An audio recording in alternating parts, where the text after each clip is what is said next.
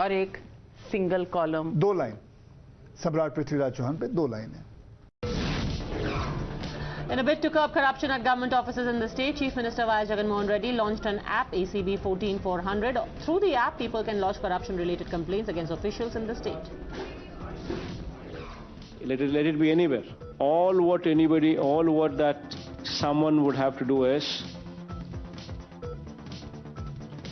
switch on the phone in their pockets.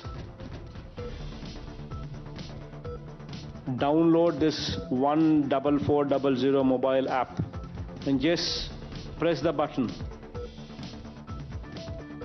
and then engage into a conversation. It is automatically recorded, data automatically transferred to ACB. Hijab row has erupted yet again in Karnataka. 6 Muslim girl students suspended for wearing a dupatta as hijab in classrooms. College authorities say the decision to suspend them has been taken to prevent protests by others. Several union ministers will visit Jammu and Kashmir for development and outreach programs in June and July. Discussion on assembly elections will also take place during these visits.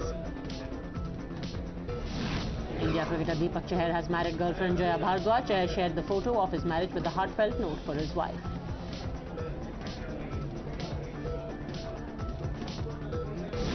Malayalam actor-producer Vijay Babu appeared before the police to face interrogation for the second consecutive day in the sexual assault case registered against him. The actor produced digital evidence and reiterated that he has been falsely framed.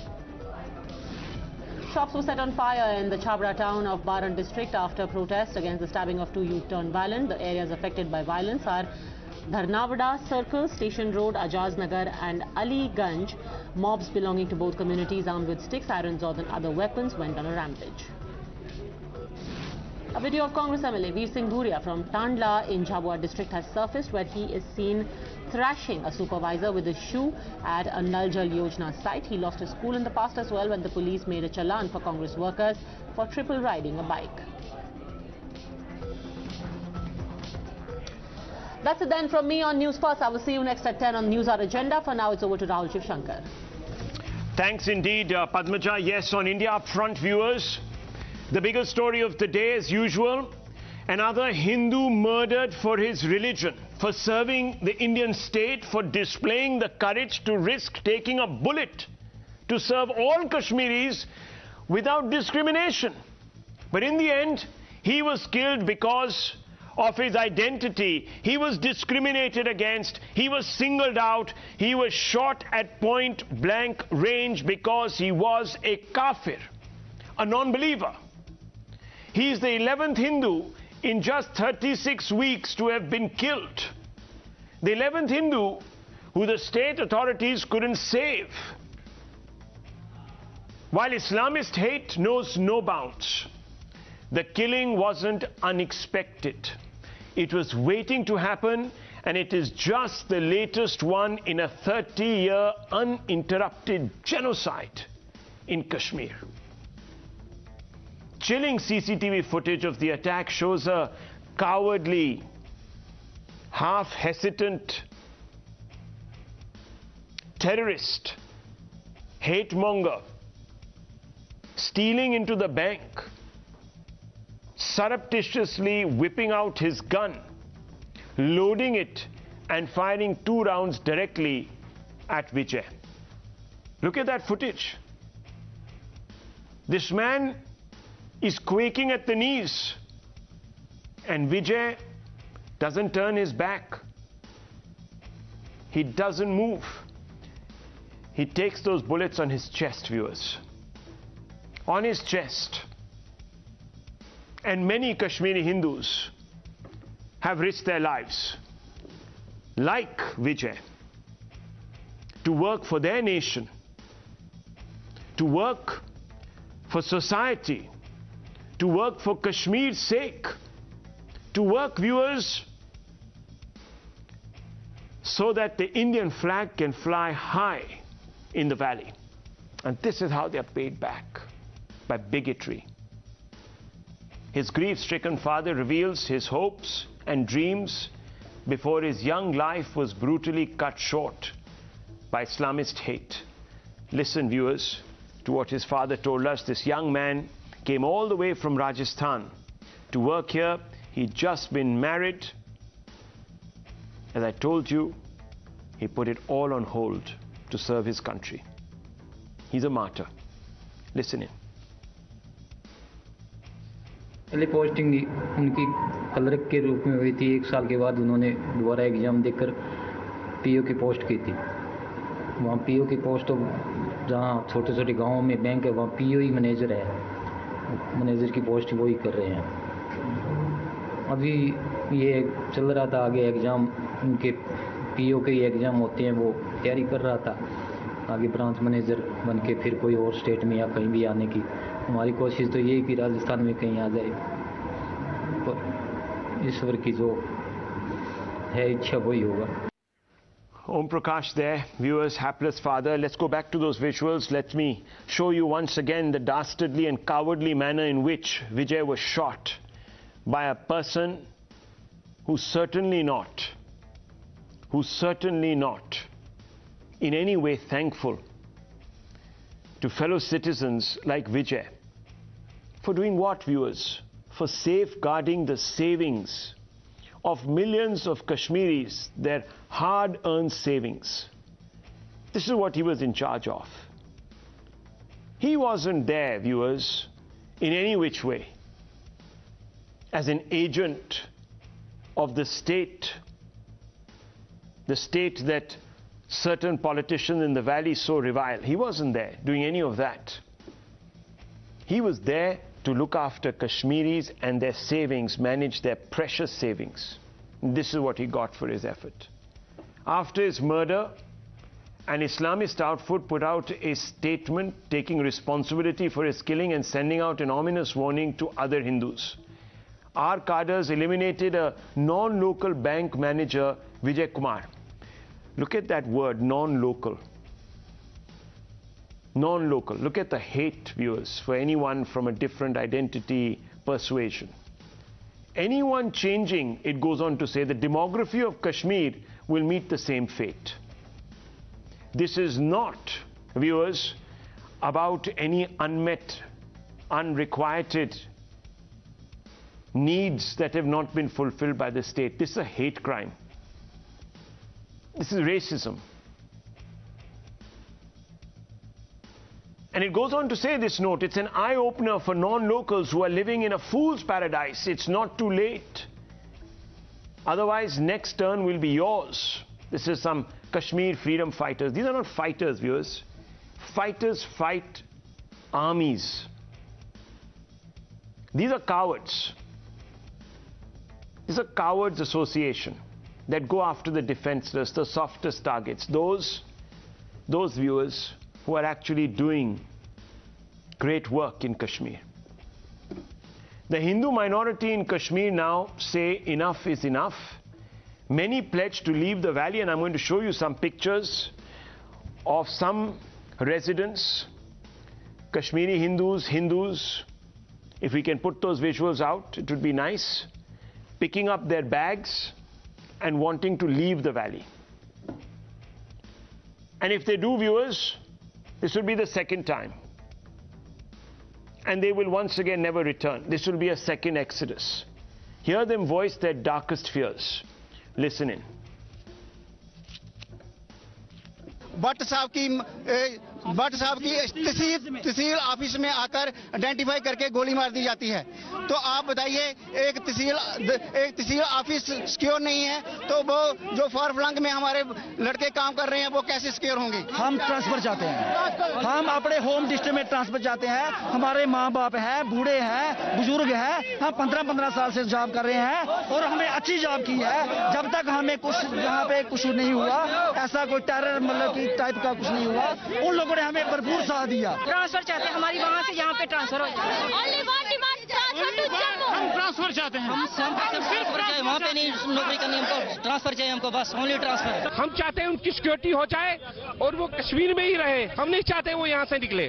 वो हमारे भाई है और administration का fault है। बार बार उनको खोखले वादे किए गए उनके साथ, और हम चाहते हैं कि एडमिनिस्ट्रेशन जल्द से जल्द कोई स्टेप उठाए, उनको सिक्योर करे। आप देखिए, पिछले 1 महीने से 7 लोगों की, 7 सिविलियनों की जान चली गई। इस पे कोई ये नहीं हो रहा है कि एडमिनिस्ट्रेशन कहाँ है, कहाँ इनको सेव कर रहे हैं वो। Now, viewers, Ironically, those who have patronized terror, etc., these individuals are obviously sitting here and boasting about this achievement. Killing the unarmed, for them, is an achievement, viewers. Can you believe it? Can you believe it? But nonetheless, this killing, just like the others, has sparked a vicious political fight. Listen in. जो गलती 1989 में हमने की थी, वो गलती वही उसी लाइन पर गलती नरेंद्र मोदी की सरकार कर रही है। आप सिर्फ पिक्चर बनाने में प्रमोशन में आप ये समझ रहे कि कश्मीरी पंडित का हमला पिक्चर प्रमोशन से होगा। अब आप देख लो, खमियाजा भुगतना पड़ रहा था आपको। और ये हो गया कि रात में आपको जहां पर हमारे कश्मीरी पंडित रहते हैं, वहां पर उनको आपको बंद करना पड़ रहा, उनको भागने से रोकना पड़ रहा आपको। निहत्थे बेकसूर लोगों को पाकिस्तानी आतंकवादी निशाना बना रहे हैं। सेलेक्टिव टारगेटेड किलिंग्स, जिसमें कश्मीर के अंदर काम कर रहे हिंदुओं को और सिखों को तथा कश्मीर के अंदर जो देशभगत मुसलमान हैं उनको निशाना बनाने की एक साजिश हो रही है। 1990 viewers, central rule, the LG Jagmohan was in charge. Today, 2022, 32 years later, another LG, the center in charge, LG Sinha, is being asked fervent questions by Kashmiri Hindus themselves.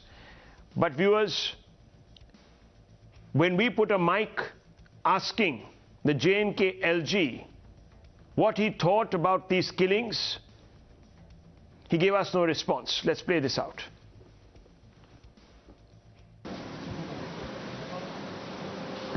The innocent lives being going in Kashmir, sir, what do you have to say?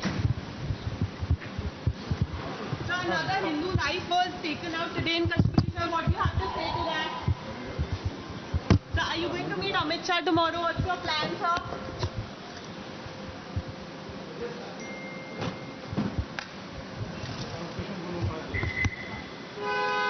Not a squeak, viewers, from the Lieutenant Governor. Not one word even of sympathy or compassion. I don't think that's in great taste. Let's open this up. Gaurav Bhatia, National Spokesperson of the BJP, is with us. Javed Beg, Sunanda Vashisht, Major General Bakshi, Sushil Pandit, Imran Nabi Dar. Let me begin with you first, Mr. Bhatia. Can the centre today absolve itself of any responsibility? Can it maintain a stoic silence like the LG is maintaining? Can it duck questions? Mr. Bhatia.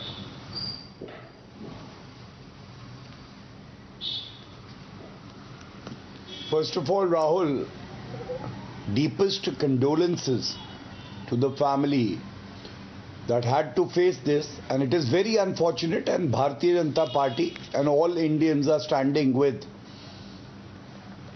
the family of Mr. Vijay Kumar. Second, you said we are absolving ourselves from the responsibility. Nobody is.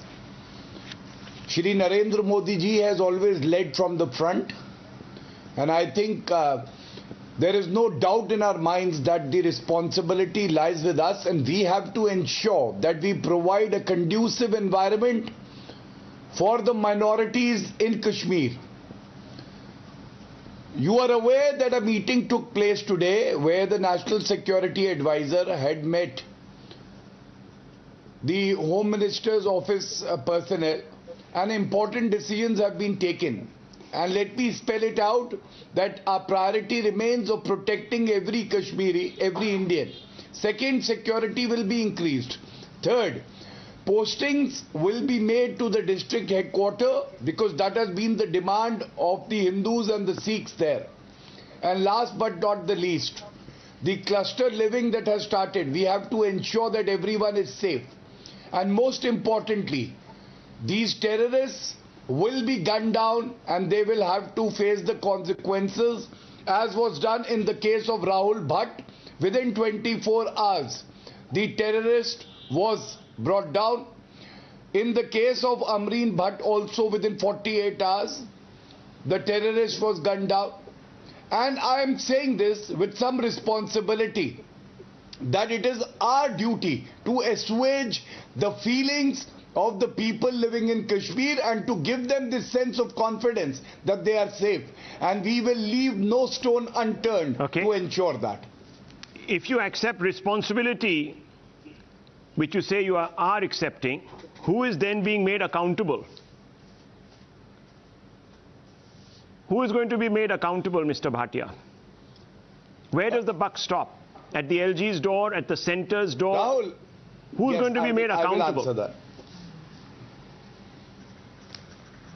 Rahul, let me say this again, that you said the Lieutenant Governor Manoj Sinha ji was being evasive. It's not a sign of evasiveness. It's a very sensitive situation. There are important deliberations that are taking place. Some strong decisions are being taken. So I would say he is handling the situation with responsibility. But the Bharatiya Janata Party is voicing its opinion through its spokespersons. Mr. Bhatia, I asked you a question. You accepted responsibility, which is honest of you. If you have accepted responsibility, surely these lives matter. Each Indian life lost there in the service of the Indian state. Every life matters. And who goes, exactly, each life, as I said, matters. Who is then being made accountable for the fact that lives are lost? Who is going to be made accountable from the state administration? It's not as if the Kashmiri Hindus have not been saying that they are unprotected or they feel unprotected and they are vulnerable. So if someone keeps ignoring their apprehensions and lives are lost, as you say, each life is important, who then is to be made accountable for these lives lost? Rahul, I would not give you a knee-jerk reaction. I would only say this with utmost humility, that effective steps are being taken and whoever is accountable will also be punished and he will be penalized. But let me say this also now. I want to raise a point. You know, why is it that when the nation has to unite, because you would agree the nation should unite, it's a united front that we have to show. We see opposition political parties, Rahul Gandhi tweeting, he is trying to make it political. Asaduddin Owaisi, again trying to make it political. I am asking Rahul on your show, should every Indian not unite? Should Mehbooba Mufti and Omar Abdullah and Farooq Abdullah also not do dirty politics and stand behind these families? Is it too much to ask for? Or should they be siding with a terrorist nation like Pakistan? Should they be siding with the terrorists? Not even whisper a word on this sad, unfortunate, murder that has taken place. This also is an area of concern which I raised through your program. So you're saying that these opposition parties are emboldening the radicals because they think they have tacit support. Okay, we'll come to that part. Viewers, there are three strands to this. Let me tell you, there is the Pakistan factor. There is also the internal security factor, and internal security right now has to be managed by the center. And then, of course, there are those who give pious homilies, who talk about, for example, Islamophobia in the rest of India, but are silent about Hindu-phobia in the valley. That is a fact. And by giving this sort of cover fire, rationalization, etc., saying that, oh, there's a son of a maths teacher who has carried out these killings, etc., they are emboldening these forces. No doubt about that. We'll come to those aspects. I just want to first bring in Sunanda Vashisht and Sushil Pandit, who are representatives of the long-suffering Kashmiri Hindu community, viewers. Sunanda Vashisht, we heard Gaurav Bhatia. Are you satisfied with what Gaurav Bhatia is saying, at least on the issue of responsibility and accountability? Or do you think that on accountability, the center is not giving us clear answers? Here is the problem. My problem is that the government at the moment is not even understanding the magnitude of this problem. The magnitude of this problem is that we are against a jihad, an Islamist jihad. A jihad that has led to a genocide. You cannot deal with jihad as a law and order problem. Why is it? Think about it for a moment. Just give me 30 seconds. Look at how Rahul Bhatt is killed. Look at how Rajni Bala is killed, and look at how the bank manager Vijay Kumar is killed. They are all killed. Rahul Bhatt in his office, in Tehsildar's office. A bank manager in his office where there should have been security. Have you ever seen a bank without a security? Have you ever been allowed into a bank without checking? Anytime I go into a bank, even in Delhi, my purse is checked. Why do these mishaps happen? Somebody knew exactly what time Rajni Bala would be dropped there, because she probably used to come at the same time, and somebody shot her. There is no collateral damage. The recce has been done, people have been identified. What does this tell you? This tells you there is a collusion. There is a collusion. There is a subversion of administrative level and at a very low bureaucratic level. That is jihad. That is jihad, because that is what they do. And are we going to treat it as a law and order situation? We cannot, because every time, I have no doubt in my mind, as Mr. Bhatia said, that these people will be killed. I am sure they will be killed. I am sure these are young boys who pick up pistols, and I'm sure they'll be killed in 24 to 48 hours. I have full faith in Indian Army. But then there are 400 people ready to pick up pistols. What are we going to do about that? I have information, and I just follow Kashmir. I'm just a political commentator. But even I have information that there are about 50 pistols right now in Kulgam area. Even I know that information. So clearly pistols have been distributed. We do not know who is the another hit. Last time, after Rajni Bala was murdered, promotional material from TRF, which is just another alphabet soup for Lashkar-e-Toiba, that came out, and that had a picture of a Kashmiri Hindu on it. I have never seen a promotional material of a jihadi outfit that had a picture of a Kashmiri Hindu on it. Okay. Clearly, we know that they are on the hit list. We know this is nothing new. We have to deal jihad as a jihad. We have to find. And you believe that the government is not addressing it. And you believe that the government is not addressing it as if it were a jihad. Is that what are you saying? What's the point? They are not understanding this warfare. Okay. This jihad. They're not understanding this warfare. Okay. I'll bring in General Bakshi in 30 seconds. And I'll also bring in Javed Beg, but before that, Sushil Pandit. Yes, Sushil Pandit, you heard the BJP spokesperson. You've heard the LG. Actually, the LG you didn't hear. You just saw him. No, yeah. This was deafening silence. I heard him. I heard the LG. Of course. You know, it pierced my ears, his silence. Who couldn't hear him? But coming back to what Mr. Gaurav Bhatia said, I'll take your indulgence for about a minute, Rahul. I'll take you back about 6-7 years, when in Kashmir Valley, Rahul Bhatia's party was in bed with PDP. And they, in their healing touch approach, started celebrating, allowing the celebrations in terms of funerals, those frenzied funerals that jihad would give a send-off to its martyrs, quote unquote. And I would scream my lungs out, please don't do this. This creates a halo of herohood, and it becomes a recruiting ground for new jihadis. Today, these late teens and early 20s pistol-wielding killers is the crop we are harvesting from those frenzied funerals. The teenagers, early teens of those years, facilitated by PDP and BJP, giving a halo of martyrs to those marauders, those jihadis killed in encounter. Well, today, we are reaping the whirlwind of the wind that we sowed then. This is how nations pay for the experiments that are conducted. This is how we pay for cockeyed policies that are unleashed on us.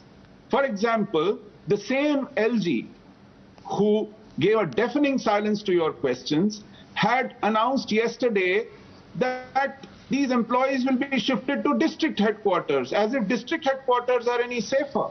Even Srinagar, the capital, is not safe. Nischal was killed in Srinagar. Mr. Mehra's son of Krishna Dhaba was killed in Srinagar. Shujat Bukhari was killed in Srinagar. The teacher, Deepak Chand. I mean, all these killings took place in the heart of Srinagar, like Neelkant Ganju was killed in Srinagar. Tikalal Taplu was killed in Srinagar, as if these targeted killings is a new phenomenon. We've seen these targeted killings 32 years ago. Okay. And they continue. So the point Cockeyed is, policies, we should not... The lionization of these jihadis because of an opportunistic alliance with the PDP. Mr. Bhatia, quick response. I also want to remind viewers, and I will want to riff off that when I come to you, Mr. Bhatia. The Home Minister, February 2021, vowed to resettle Hindus in the valley by 2022. Well, the year is upon us, but what are we seeing? We are seeing Hindus packing their bags and at some levels being locked up in their colonies, being prevented from leaving. We are seeing those pictures. If Nizam Bhai, you'd be kind enough to just put them on air. In October 2021, the LG vowed to resolve all security concerns in 1 week. In October 2021. So, Mr. Bhatia, if the LG vowed, he's clearly failed. What happens to the LG? Is he doing a good job? Okay. Rahul, let me just respond to the two speakers before you ask me this question, and I'll respond to your question as well. Sunanda ji very rightly pointed out that this is a jihad and it's not a law and order situation. Sunanda ji, we don't view it as a law and order situation, and it can be seen from the fact that AFSPA, which is a special act, empowers the army, armed forces, has been invoked there. And also, remember the kind of opposition that we face in the name of secularism, in the name of democracy, because there is a political party, Congress party, which wanted ASPA to be revoked. Second, you would recall, Sunanda ji, when a historic decision like Article 370 abrogation was taken, even blocking the internet became an issue with the opposition parties. But yet the government acted. We ensured that not a single human life is lost, and we were able to take this historic decision. To Sushil Pandit ji, I would only like to say this. Sushil ji, you are right. We formed the government with PDP, but it was the Bharatiya Janata Party that realized its mistake, withdrew the support that we had extended, and also we were never shying away from taking important decisions in the interest of the country. And let me give you an example. 30th of May 2017, the Home Ministry gave clearance for registering a case against Yasin Malik, the result of which is that Yasin Malik today is facing life imprisonment. So yes, there are issues that can be debated, but never have we ever compromised with national interest. Third, what you said, Rahul, let us not add fuel to fire by propagating what Asaduddin Owaisi has also said, that there is exodus that is taking place. No, this government will stand with the people of Kashmir, especially the minority there. Not a single Indian will have to leave, and important decisions are being taken as we discuss this. And I'm sure that strong measures will be taken to ensure the safety of the Hindus, the Sikhs, the Jain, the Bauds, and Mr. the Bhatia, Christians if the killing in the continues, valley. Every inch belongs to us. My very pointed question, and I want to bring in General Bakshi also very importantly. Yes. Mr. Bhatia, if the killing continues, and I hope to God it doesn't, but if it does,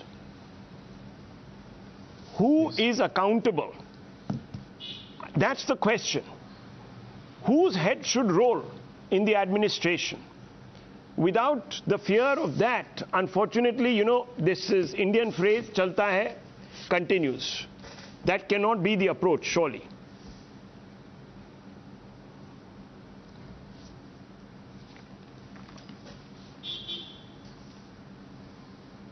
Mr. Bhatia, did you hear me? Are you asking me? Yes, sir. Who is accountable? Yeah, okay. Whose head will... Rahul, I don't wish to answer a hypothetical question, but I would just say one thing, that we would ensure that all the terrorists who are trying to wage a war, because I consider it as waging a war against our country, are gunned down, and we don't lose a single precious human life. That is our responsibility, and we would do every bit in our command to I don't ensure think that anyone safety. can fault any Indian government Every bit. from carrying out a relentless war on terror. I think everyone has done it within reasonable capacities. Some have done a lot more, some have underwhelmed, but nonetheless the intent was to wage war on terror. There have been some governments. Prime ministers in the past have even met Yasin Malik at their residence. There have been some governments who prevaricated, held back by politics. Viewers have even tweeted about that today, but that I just want to leave out of the equation. When it comes to accountability, I'm not getting any clear answers. You see, when there are law and order situations, in Uttar Pradesh, the opposition asks for the head of the UP Chief Minister. When there is law and order situation in Rajasthan, the BJP, who is the opposition there, will ask for the head of the Chief Minister. Here, viewers, there is one person who runs the state, and from all accounts, viewers, there has to be accountability, must begin from the top. General Bakshi, I want to bring you into this. I want to bring in Javed Beg and also Mr. Dar, the National Conference. But first, General Bakshi. General Bakshi, where is it going wrong for us? We made a promise. We want our Hindu brothers. We want Indians from all quarters of this country, Christians, even Muslims, to go and work in Kashmir. We want to build a Naya Kashmir. Where is it going wrong, General Bakshi? Rahul, I speak with a great sense of responsibility because I've spent more than half my life in J&K. I have fought in the Punjab, I fought in J&K not once but 3 consecutive tenures. So what I'm saying stems from a great deal of on-ground experience. So please listen to me. I think one of the best steps that have been taken in recent decades has been the removal of 370 and 35A. Yes. Now we need to follow it up with very aggressive measures on the ground. You see, we have an unfortunate habit of declaring premature victory and going back to the good old ways because we don't want as Indians to look bad. The Russians don't give a damn what the Chechens think, what their opponents think, what the Ukrainians think. If they think their national interests are involved, then they don't give a damn about international public opinion or United States or any other Western NGO. The simple fact is, we take the pressure off prematurely. Now let me give you facts. Please, I would like to get this discussion to rational levels, right? When we said we'll get the Pandits back, all of us security forces people advised, please take them back in protected camps, kibbutzim like the Israelis do. Arm some of them, like we did in Kishtwar. We had village defense committees. Imagine if the terrorist is down to fighting with a pistol, and if that bank manager had a pistol, he could have equally shot that chap back. But we get to a goody-goody, we are so nice, we are so good, now we will apply the healing touch, this nasty army of ours, we will put it back into the barracks. So then I'm afraid you have fallen into the trap of these so-called centrist parties. You have fallen into the trap of these so-called centrist parties who said if the Pandits come back, they will have to come back to the same villages they left. It was a prescription for disaster. Why do we have to listen to these Gupkar gang? Take your decisions, damn it. Don't be worried about what the Americans will say or what Netherlands will say. We have to be harsh. We have to be proactive. We have to recognize that the problem stems from across the border. We were crying hoarse on your programs. Rahul, why have you given Pakistan a ceasefire at the time when the ISI was trying to take over Kabul? We paved the way for the taking over of Kabul by taking military pressure off. And whenever you take military pressure off, let me give you a bit of history. There was General Zaki, very well-intentioned, right? He said, don't fire on the LSE. I'm fighting a war in the valley. And that was a disaster. When we activated the line of control, when we hit across the LC after Uri, when we hit across the international border after Pulwama, you saw the results. We got a window of opportunity to do away with Article 35A and 370. Why have you taken the military pressure off? For God's sake, the problem is there. What you are seeing on our side is only the effects. Don't get into consequence management. Please don't get defensive. I implore you, Bhatia Saab, please take this message back to the government from us old soldiers. Don't get defensive. If you get defensive, we will have to pay a price. Don't lose the initiative. You had done so well. Why did you roll back? Okay. Don't roll back. Put them in defended colonies. Give them weapons. They would also like to fight back. Just don't say ki we will prevent you from escaping. God, give them weapons. Give them a fighting chance. Please be offensive. Attack is the best form of defense. General Bakshi's prescription, he doesn't mince his words. I was in Kishtwar. Yes. You were there. You were there, General, and you were in the trenches. There was a similar 60-40 situation. Yeah. There was an exodus of Hindus from there. Viewers, let me tell you one thing. Not only did we stop that, let me just say one thing to you, viewers. I'm going to share an insight. General Rawat, when he was Army Chief, I met him. I met him when the incident happened. The human shield, so to speak, was taken. And many people said, oh gosh, look. How bad the Indian state is. It's an abuser of human rights. And General Rawat told me that had he been there, he would have opened fire. He in fact saluted the Major Gogoi. He said, had it been me, I would have opened fire and taught these characters a lesson. Maybe, viewers, maybe that's why General Rawat was celebrated in this country. Javed Beg, who do you fault? Who do you fault, Javed Beg? I want to ask you. You represent Kashmir civil society. Who do you fault? Who do you fault, sir? Thank you, Rahul. I want to put across my views in 2 minutes, please. See, the National Party seems hopeless. Administration seems clueless. Majority community seems heartless. Minority is restless.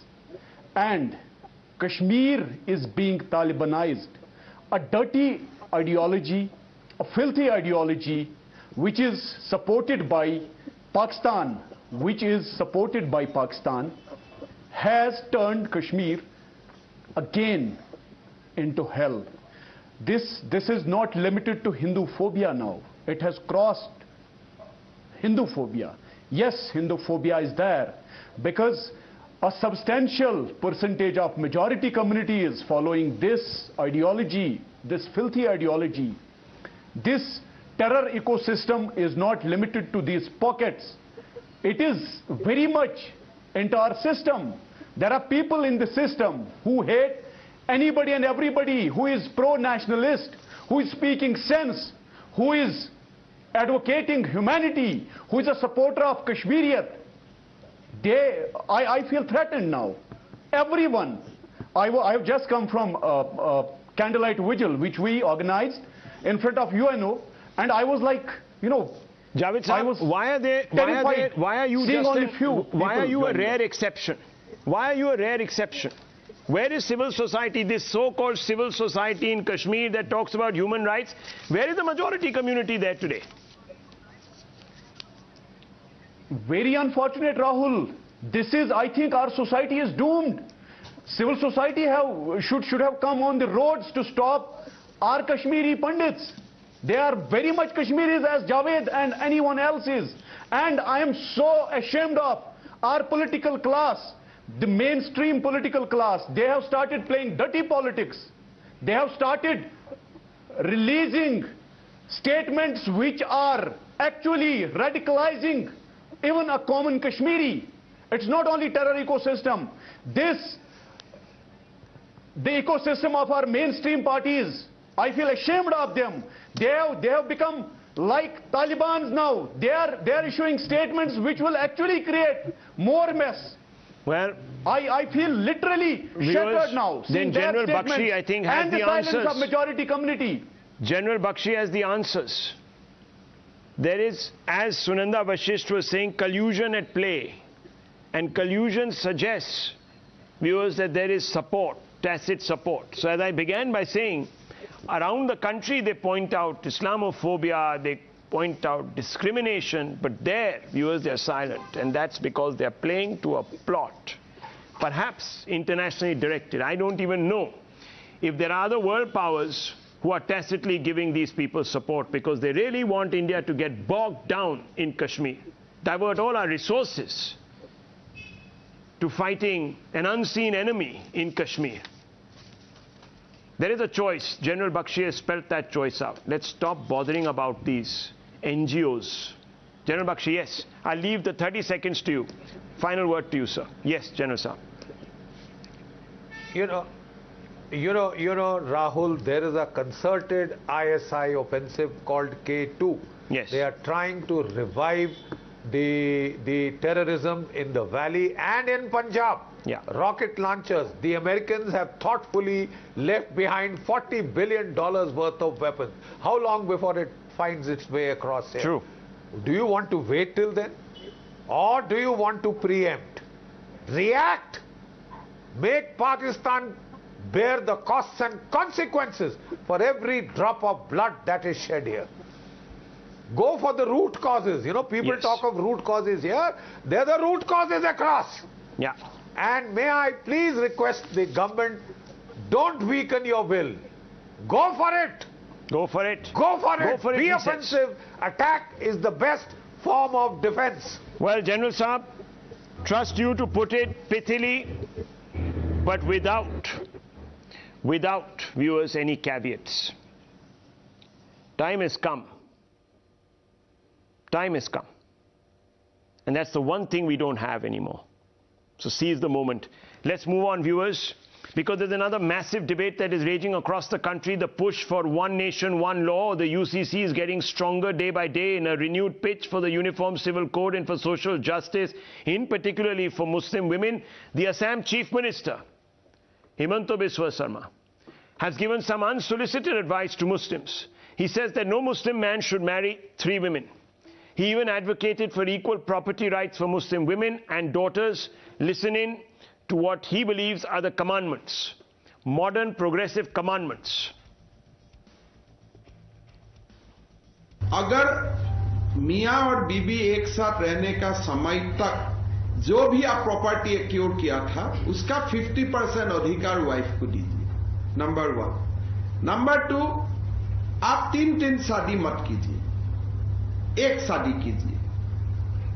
Number 3, अगर आप पिता हैं तो मुसलमान महिलाओं को, मुसलमान बेटियों को बेटा का समान आपका प्रॉपर्टी में अधिकार दीजिए। बट इनहेरेंटली मुझको कोई मुसलमान क्वेश्चन नहीं करता है कि आप क्यों हमको 3 बेबी शादी करने में मना किया है। सब तो उल्टा बोला है कि दादा आप अच्छा बोला है, लोगों को ये 3 शादी नहीं करना चाहिए.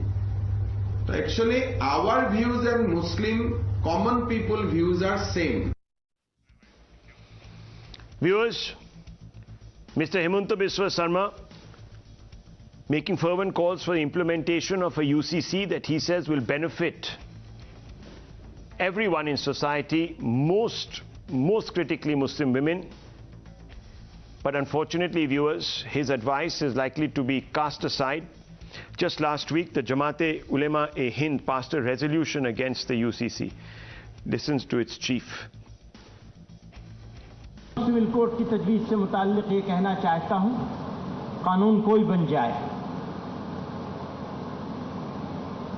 अगर मुसलमान शरीयत पर चलने का अज़्म कर ले तो कोई कानून उसका रास्ता नहीं रोक सकता.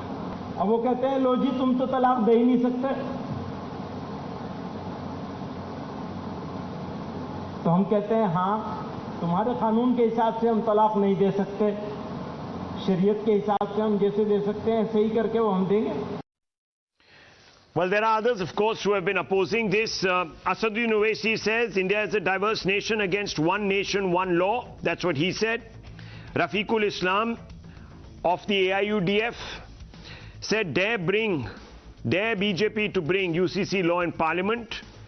Sufia Nizami, a cleric, says have rights to make decisions on religious matters and those rights must remain vested in us. I want to open this up, viewers. Let's bring in some of our guests this evening, and I want to begin first with Danish Qureshi, political analyst, Lokesh Jindal, leader of the Congress. Danish Qureshi, what's the problem with the UCC? What's the problem with the UCC, sir?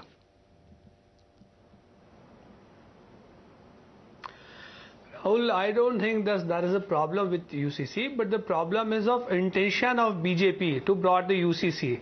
First of all, I want to know that UCC means they want to give an equal rights to all the citizens. My single line question to BJP government that they are going to be waive off of outstanding on myself. How did they waive off on the corporate 12 lakh crores?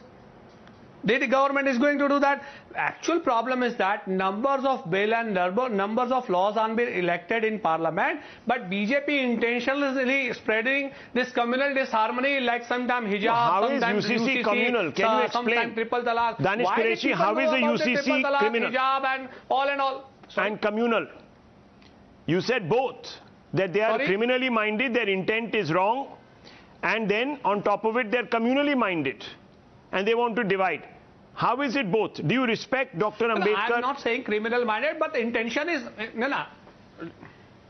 Intention is why wrong. Not? Why not? You respect... Who is the Indian citizen who doesn't respect the Dr. Baba Saheb Ambedkar? Okay, so viewers, now one minute. Let's go step by step. Sir, I don't want to shout and speak over you. I just want you to quote, viewers. I want to quote Dr. B.R. Ambedkar. I want you to listen. These are hard facts. I personally do not understand why religion should be given this vast, expansive jurisdiction as to cover the whole of life and to prevent the legislature from encroaching upon that field. He goes on to say, after all, what are we having this liberty for? We are having this liberty in order to reform our social system, which is so full of iniquities, so full of inequalities, discriminations and other things, which conflict with our fundamental rights. It is therefore quite impossible for anybody to conceive that the personal law shall be excluded from the jurisdiction of the state. He wants the states to strike down personal law and bring in what, viewers? A UCC. And who commits to this UCC? It's the Indian Constitution. Shall I read what the directive principles of state policy say? They say, Article 44, Uniform civil code for the citizens. The state shall endeavor to secure for the citizens a uniform civil code throughout the territory of India. Was, Mr. Qureshi, let me ask you, Dr. B.R. Ambedkar a BJP member? Jansanghi? Did he have his intent wrong? Simple question. Qureshi sir, you said you respected him. Rahul, remember one thing. After all the discussion, finally, Constitution of India was been implemented in 1950s, and today we have that same Constitution. Sir, so the Constitution says, the Constitution says, and I told you, it's one of the directive principles of state policy. And this is what the Supreme Court said in the Shah Bano case. It's a matter of regret that Article 44 has remained a dead letter. The Supreme Court itself has left it to the Parliament. The Parliament must legislate and bring about a UCC. But you have had Congress governments, you've had governments, coalition governments, who have said this is a communal endeavor. So I want to bring in Gaurav Bhatia. Mr. Bhatia, they are calling it a communal endeavor. Respond to Mr. Qureshi.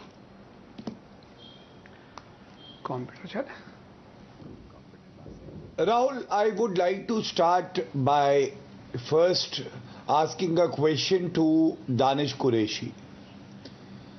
I am hoping that he believes in the Constitution, but would he be okay if his wife says that I want to have 3 more husbands and you are the 4th one? And would he be able to live under one roof? Please answer that.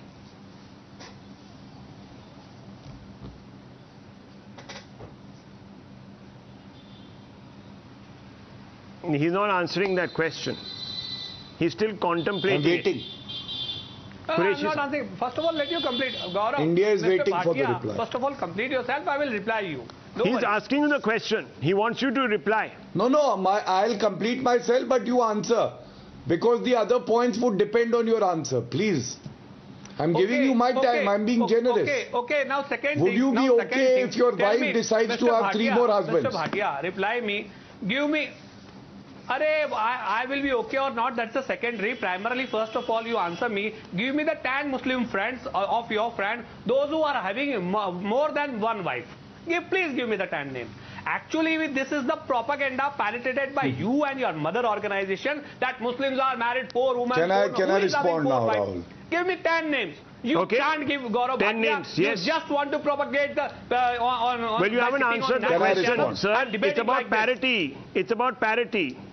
And let me tell you a few things very quickly, viewers. No, it's not about parity. No, it's not about parity, is it? Bhatia, that marriage laws for Hindus 18 years, for girls 21 years, for boys, for Muslims after puberty around 15 years, for Christians 18 years, for girls 21 years, for boys, polygamy in Hindus punishable under Hindu Marriage Act, polygamy in Muslims 1937 law allows men 4 wives, polygamy in Christians prohibited under religious laws. It's very clear. There are certain other inheritance laws also, viewers, which are markedly against women, and all of this needs to go out.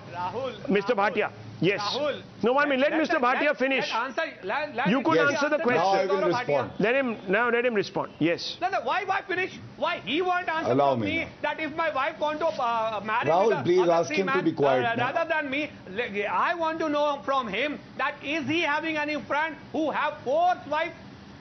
I'm answering. But let him answer. Yes. I'm answering. Yes. Second line. Yes. So you can't answer. Let him answer. Band kariye. Let him answer. Qureshi sir. Yes. Yeah. Go ahead, Mr. Bhatia. So Rahul, my answer would be this. Can he be quiet, Rahul, please? इतना simple question आपको इतना pinch कर रहा है. Relax करो ना. Let the other man speak, please. Yes, Mr. Bhatia. Go ahead. अरे तो चुप हो जाइए. सुन तो लीजिए जवाब. So Rahul, my answer. सिर्फ 4 मुस्लिम नाम बता दे जिनकी 4 भी. अरे sir, you must have scratched some itch of yours. Please relax. 30 seconds. Please relax. 30 seconds. Let him respond. Okay. अरे भाई. Okay. So Rahul, तीर निशाने पे लग गया है और दानिश बता नहीं पाए कि उनको ये मान्य होगा या नहीं, क्योंकि मैं आप बताता हूं. Even if there is one Muslim sister of mine who has to face this violation of dignity which is guaranteed under the Constitution, we will fight for it. And why did I ask this question? I'll tell you. Constitution of India confers certain rights on every citizen irrespective of the religion that person professes.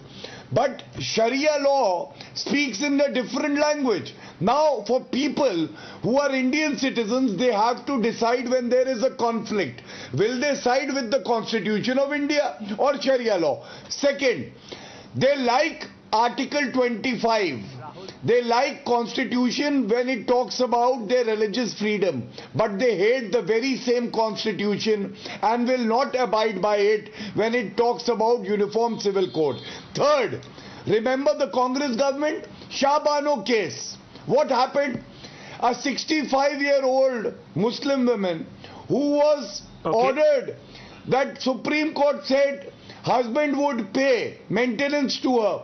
A law was brought by Rajiv Gandhi because they did not want to obey the constitution of our country. And that is the problem. Well, then Shaira Bano happened, uniform civil triple code talaq has become an offence now. Okay, any uniform civil code viewers will be uniform.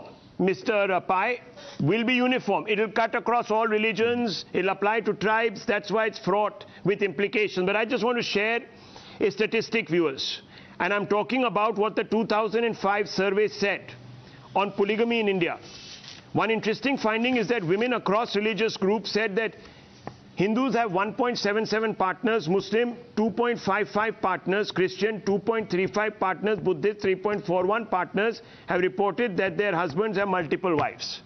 So, by making this a communal endeavor, Mr. Pai, there is an attempt being made to stall reform. Would you say? With you, we must understand India was divided on the basis of religion in 1947. The people who wanted religious laws, who wanted a theocracy, got their own country. The people who stayed back got a constitution given by the founding fathers, which in the Article 14 said very clearly, equality for all citizens, irrespective of gender. That promise has not been put into effect even after 75 years. It is time that we have a common civil law for all citizens of this country with no discrimination against women. Any woman, whether Hindu, Muslim, Christian or Parsi or Buddhist, and everybody is equal. Yes. The constitutional guarantees must be put into place, and there cannot be any delay because that is the guarantee given to us by our founding fathers. There cannot be any argument against that. There cannot be. If anybody has an argument, they can go back to 1947 and decide for themselves where they want to be. Absolutely. So let me then ask Lokesh Jindal, will you support a UCC? Will you support a UCC that Dr. B.R. Ambedkar wanted? 30 seconds, Mr. Jindal. 30 seconds, I have no time left. It is neither necessary nor desirable. In fact, it went on to say that UCC, it will disrupt the social lives of Hindus as well as Muslims. Now, when we are talking about social reforms, there are social reforms from above and social reforms from below. And a government has to always have a synthesis when bringing about a social change. But when we talk about BJP, it has double standards. When it comes to Hindus, the BJP is against Sabrimala judgment of the Supreme Court. And it opposes Hindu women going to Sabrimala temple. Sir, you are talking about respecting the Supreme Court. The people who went across and overturned the Shah Bano judgment by passing a bill in Parliament, sir, kya baat kar rahe hain aap? The last thing you have in your, the last thing that you have on the top of your mind, sir, is to serve any social justice. I'll leave it at this, viewers. I've run out of time. The fact is that the UCC will cut across all religions, castes, tribes, scheduled tribes, pretty much everything. It's going to be quite disruptive. But perhaps, it really brings into play what we all promised to give ourselves. One law for all.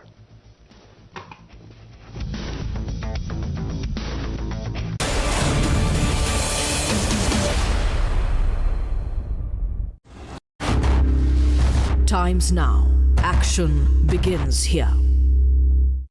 For the last 2 years, the world has been relentlessly fighting the COVID-19 pandemic. As the countries across the globe prioritize vaccinations to keep the next wave of COVID at bay, India also rolled out precautionary jabs this year to achieve herd immunity against the virus. While COVID has not risen substantially in India in the last few months, the pandemic has not yet faded. India has remained on guard, but vaccination among children remains low and is significantly less talked about. Immunizing the kids will not only check the spread of the asymptomatic infections who can act as silent hosts for the virus, and which will lead to again spread in the society. But again, it can also mitigate the severity, the intensity of the infection in children.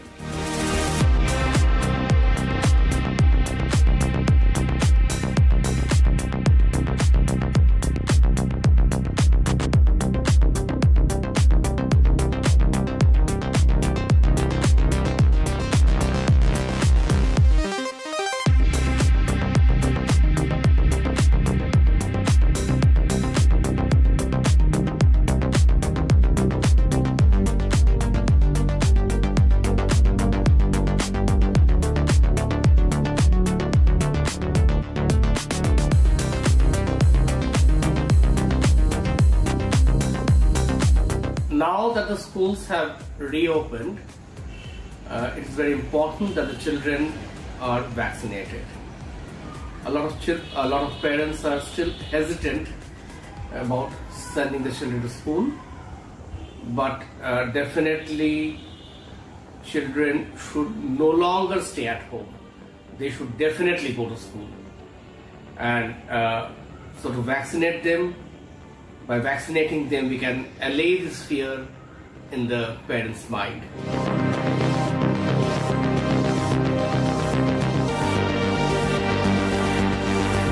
Almost 40% of pediatric deaths below the age of 20 years were in the age group of 0 to 9 years.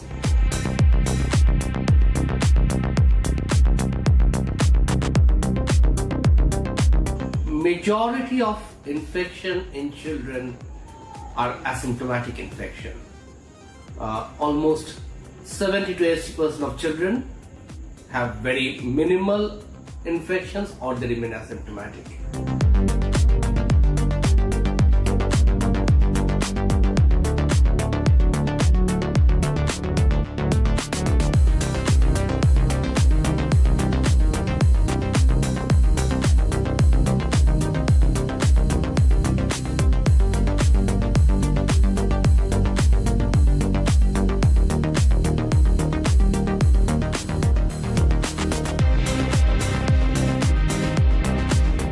Want to check the spread of the virus. Almost 60 to 65% of the adult population has been fully vaccinated with the successful ongoing vaccination program. So if you want to take up the figure to a much higher level, say 80 to 90%, it is important that the children are advocated the vaccine, and that is possibly the only way to end this pandemic.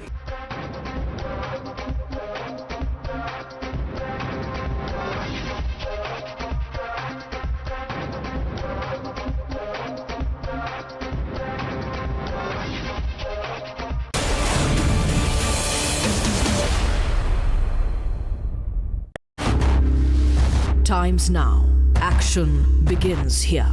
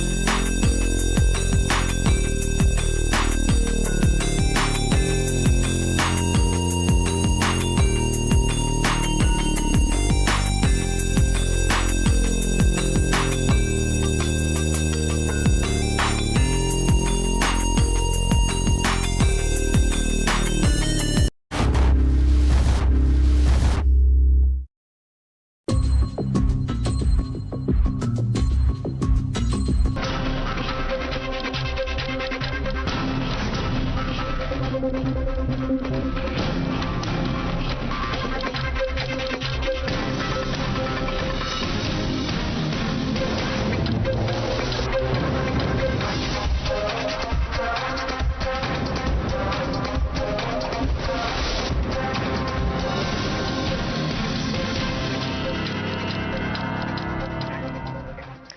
evening, ladies and gentlemen. Controversies around films is not new in India, especially if they are period films where we have criticism coming in about history being misinterpreted or blown out of proportion, or our own Indian heroes being insulted. The latest victim is the film Prithviraj, and not just for its content, because nobody's seen the content just yet. The film is only releasing tomorrow. A special screening was held for the cabinet ministers of Uttar Pradesh with star cast of Samrat Prithviraj in the Lok Bhavan in Lucknow. After this special screening, the state even declared that the film will be made tax-free. But now, that has raised hackles of the opposition, specifically Samajwadi Party chief Akhilesh Yadav, who's taken to Twitter and taunted the Yogi government and his ministers to pay attention to the present situation in the state and not live in the past.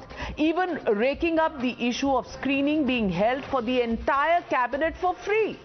Akhilesh said, had they watched the movie by buying tickets, the state would not lose revenue. He also said that the chief minister should not have sat in the front row, but rather at the end row of the hall where the visuals or the screening would seem better. The Twitter attack by Akhilesh Yadav now has triggered a massive fight between the BJP and the Samajwadi Party. Listen in. When a senior political person such as Akhilesh Yadav ji chooses to make a comment as he has done in his tweet, one wonders as to why he needed to do so. There could be several reasons, and only he can answer whether he's upset about the fact that a film has been made on Prithviraj Chauhan. Does it impact his so-called desire to reach out to a particular segment of voters, and does he feel that they would not like this film? देखिए, अक्षय कुमार जी विदेशी मूल के एक अच्छे अभिनेता हैं, देश विदेश में उनके प्रशंसक भी हैं। ये अलग बात है कि आजकल वो अभिनय छोड़ के राजनीति ज्यादा कर रहे हैं। आज योगी जी ने उनकी आने वाली फिल्म को भी देखा है। हम योगी जी से कहना चाहेंगे कि अतीत में आपने जिन बेरोजगार नौजवानों को लाठी मारने का काम किया, रोजगार नहीं देने का काम किया, भविष्य में उन बेरोजगार नौजवानों को रोजगार दे दीजिए। यही अतीत से सीखने की आवश्यकता है। So what exactly has irked the Samajwadi Party chief? The fact that the movie is tax-free, or the fact that the cabinet watched the movie for free, or the fact that the state government is celebrating India's glorious history? Now, this controversy comes at a time when there is renewed chorus to course correct on the selective history that we teach and glorify. If you look at our NCERT books, you'll see the books from class 7 to class 10, there's barely any mention of Hindu rulers, while chapters after chapters speak of Mughal rulers and international history and India's British Empire and freedom struggle. So has the time now come to start righting those wrongs? Listen in to what Chief Minister Yogi Adityanath had to say. ये फिल्में वास्तव में केवल मनोरंजन के साधन मात्र नहीं हैं, लोक जागरूकता के भी, राष्ट्रीय प्रेरणा के भी और समाज को एक नई दिशा देने के भी माध्यम बन सकते हैं। उत्तर प्रदेश वासी और देशवासी देखेंगे, और उत्तर प्रदेश में इसको हम टैक्स फ्री करने की भी घोषणा इस अवसर पर करते हैं, जिससे एक कॉमन मैन भी इस फिल्म को देख करके, और इसमें तो उत्तर प्रदेश के भी बहुत सारे स्थल हैं, और उन स्थलों के बारे में लोगों के मन में एक जागरूकता भी पैदा होगी। Some would say our history books are lopsided. No harm in teaching our children about India's freedom movement and the history of foreign invaders, but why shy away from eulogizing our own heroes from the past? While the debate on that rages, I spoke to actor Akshay Kumar of that film just 2 days ago. Listen in to what Akshay Kumar told me as he carried around an NCERT book, course book with him. बात यह है कि सही what is your history वो सही बताया जाए और कुछ नहीं है. अपने बच्चों को बताना चाहता हूं कि सम्राट पृथ्वीराज चौहान क्या करते. उन्होंने हिस्ट्री में सिर्फ ब्रिटिश एम्पायर के बारे में पढ़ा है. अगर आप भी जानते हैं, आपने भी पढ़ाई की होगी और मुगल एम्पायर बच्चों को भी पढ़ाया. हाँ तो वही देख लीजिए, मुझे भी यही पढ़ाया गया था, मुगल एम्पायर, ब्रिटिश एम्पायर, और उसके बाद जो हमारे जो महाराणा राणा प्रताप हो, छत्रपति शिवाजी, छोटे छोटे एक पैराग्राफ होता था. और अगर आप इस किताब को देखेंगे तो करीबन 100 पन्ने सिर्फ मुगल एम्पायर पे हैं और एक सिंगल कॉलम 2 लाइन सम्राट पृथ्वीराज चौहान पे 2 लाइन है. And before I go any further, I want to actually show this. I have the photocopy of 2 chapters that are written on the Delhi Sultans and the Mughal Empire. And just look at the number of pages. From page 30 to about page 43 is all about the Muslim rulers who ruled over Delhi. All of this is that history. And look at Rajput dynasties, Tomaras, Angalapala, Chauhans, Prithviraj Chauhan, and this is the age. This is the only mention of Prithviraj Chauhan or Hindu or Rajput leaders in this chapters on the rulers of Delhi. And if you look at this, not just this chapter on the Muslim rulers or invaders, there is a whole chapter on the Mughal Empire from page 45 right up to page 59, another 15 pages. So 2 chapters on them and 1 line in 1 column, just the period mention of Prithviraj Chauhan. That, ladies and gentlemen, is the lopsided history that Akshay Kumar was talking about and this film wants to address. So the legitimate question that I want to ask on the Newshour tonight, is this about writing history, making it right? Is this what irks Akhilesh Yadav? That's the question and the debate. Akhilesh, Prithviraj, Taunt. That's the hashtag and the debate coming up on the other side.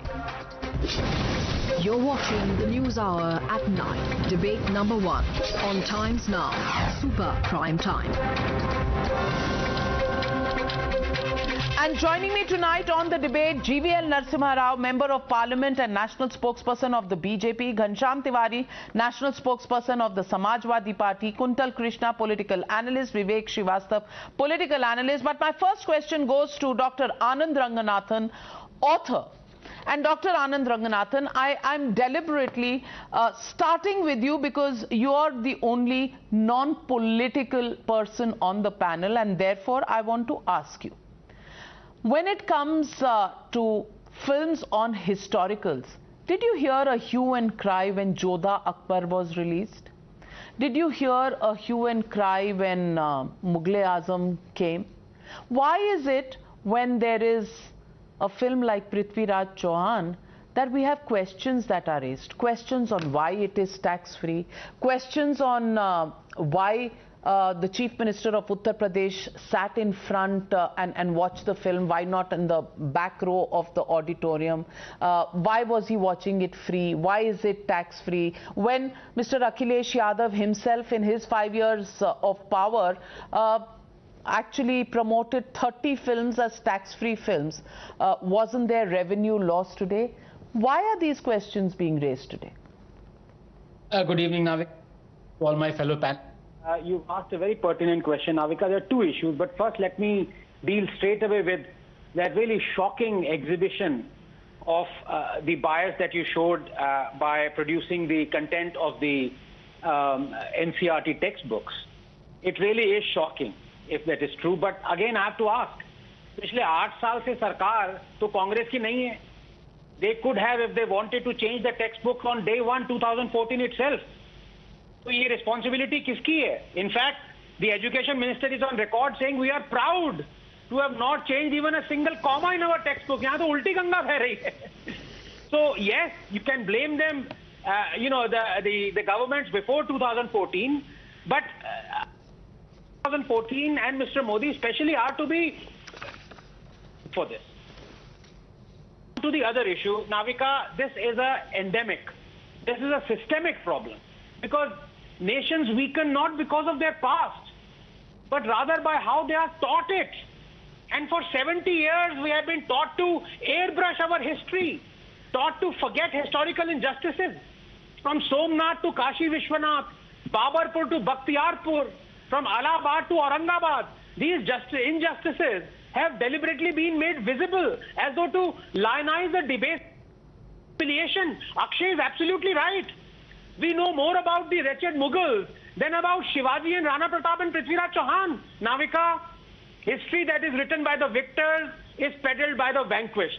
And I'm sorry to say, but we have been totally vanquished. This is a country where people still go and pray at the tomb of the monster Aurangzeb, who beheaded Guru Tegh Bahadur, decapitated Sambhaji Maharaj, demolished Kashi Vishwanath, murdered 4.9 million Hindus. This is a country where Guru Arjan Dev was forced to sit on a hot plate and literally cooked alive by the Mughal Emperor Jahangir. And what do? We immortalize him in our films as the affable, feather-toying romantic Salim. This is a country where a celebrated historian Ram Guha didn't want Delhi roads to be named after Chhatrapati Shivaji, the man who birthed an empire stretching from Peshawar to Plassey, because in Guha's words, he was a, quote, little-known regional feudal lord who endorsed caste hierarchies, unquote.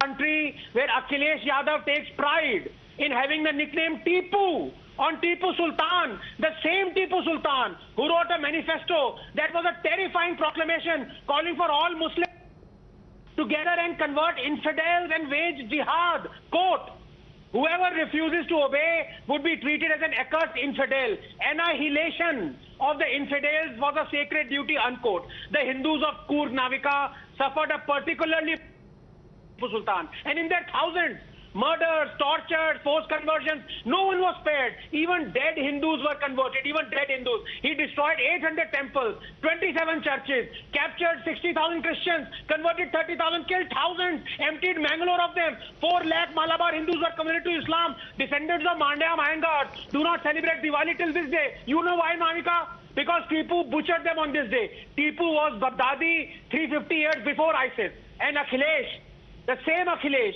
who is castigating the recounting of the valor of Prithviraj, the same Akhilesh calls himself Tipu. Ghanshyam Tiwari ji, impassioned introductory remarks by Dr. Anand Ranganathan, and I don't think he is wrong. Good evening, Navika, to you, the viewers, and my fellow co-panelists. Anand Ranganathan is saying as if he named himself Anand Ranganathan.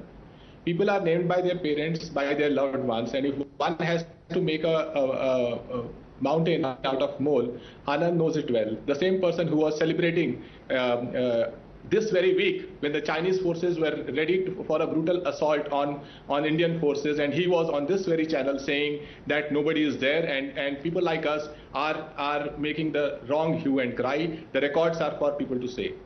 The same Anand Ranganathan who did not speak a word that why 47 lakh people died and this government does not. I did not interrupt. Okay, Anand, I'll give you time to rebut. I'll give you time to rebut Anand Ranganathan. Allow him to complete. Yes, Ghanshyam. So when China comes on our doorsteps and our forces fight, Anand Ranganathan stands with China to save the government. When 47 lakh people die, he stands with the government, you can't find a single impassioned statement from Anand talking about how 47 lakh people died and this government does not have data. When our people are suffering, 41 lakh children are out of schools from private schools, the Reuters report. Every major newspaper carried, including Times of India, the National Assessment Survey, where the learning levels of class 3, class 5, class 7 students are lower than what they were in 2017. At a time when India is slipping into illiteracy, unemployment, the price rise is troubling people. People have died and BJP has neglected it. Yes, You can have images like this paid by taxpayer money. This is this is from today's Indian Express.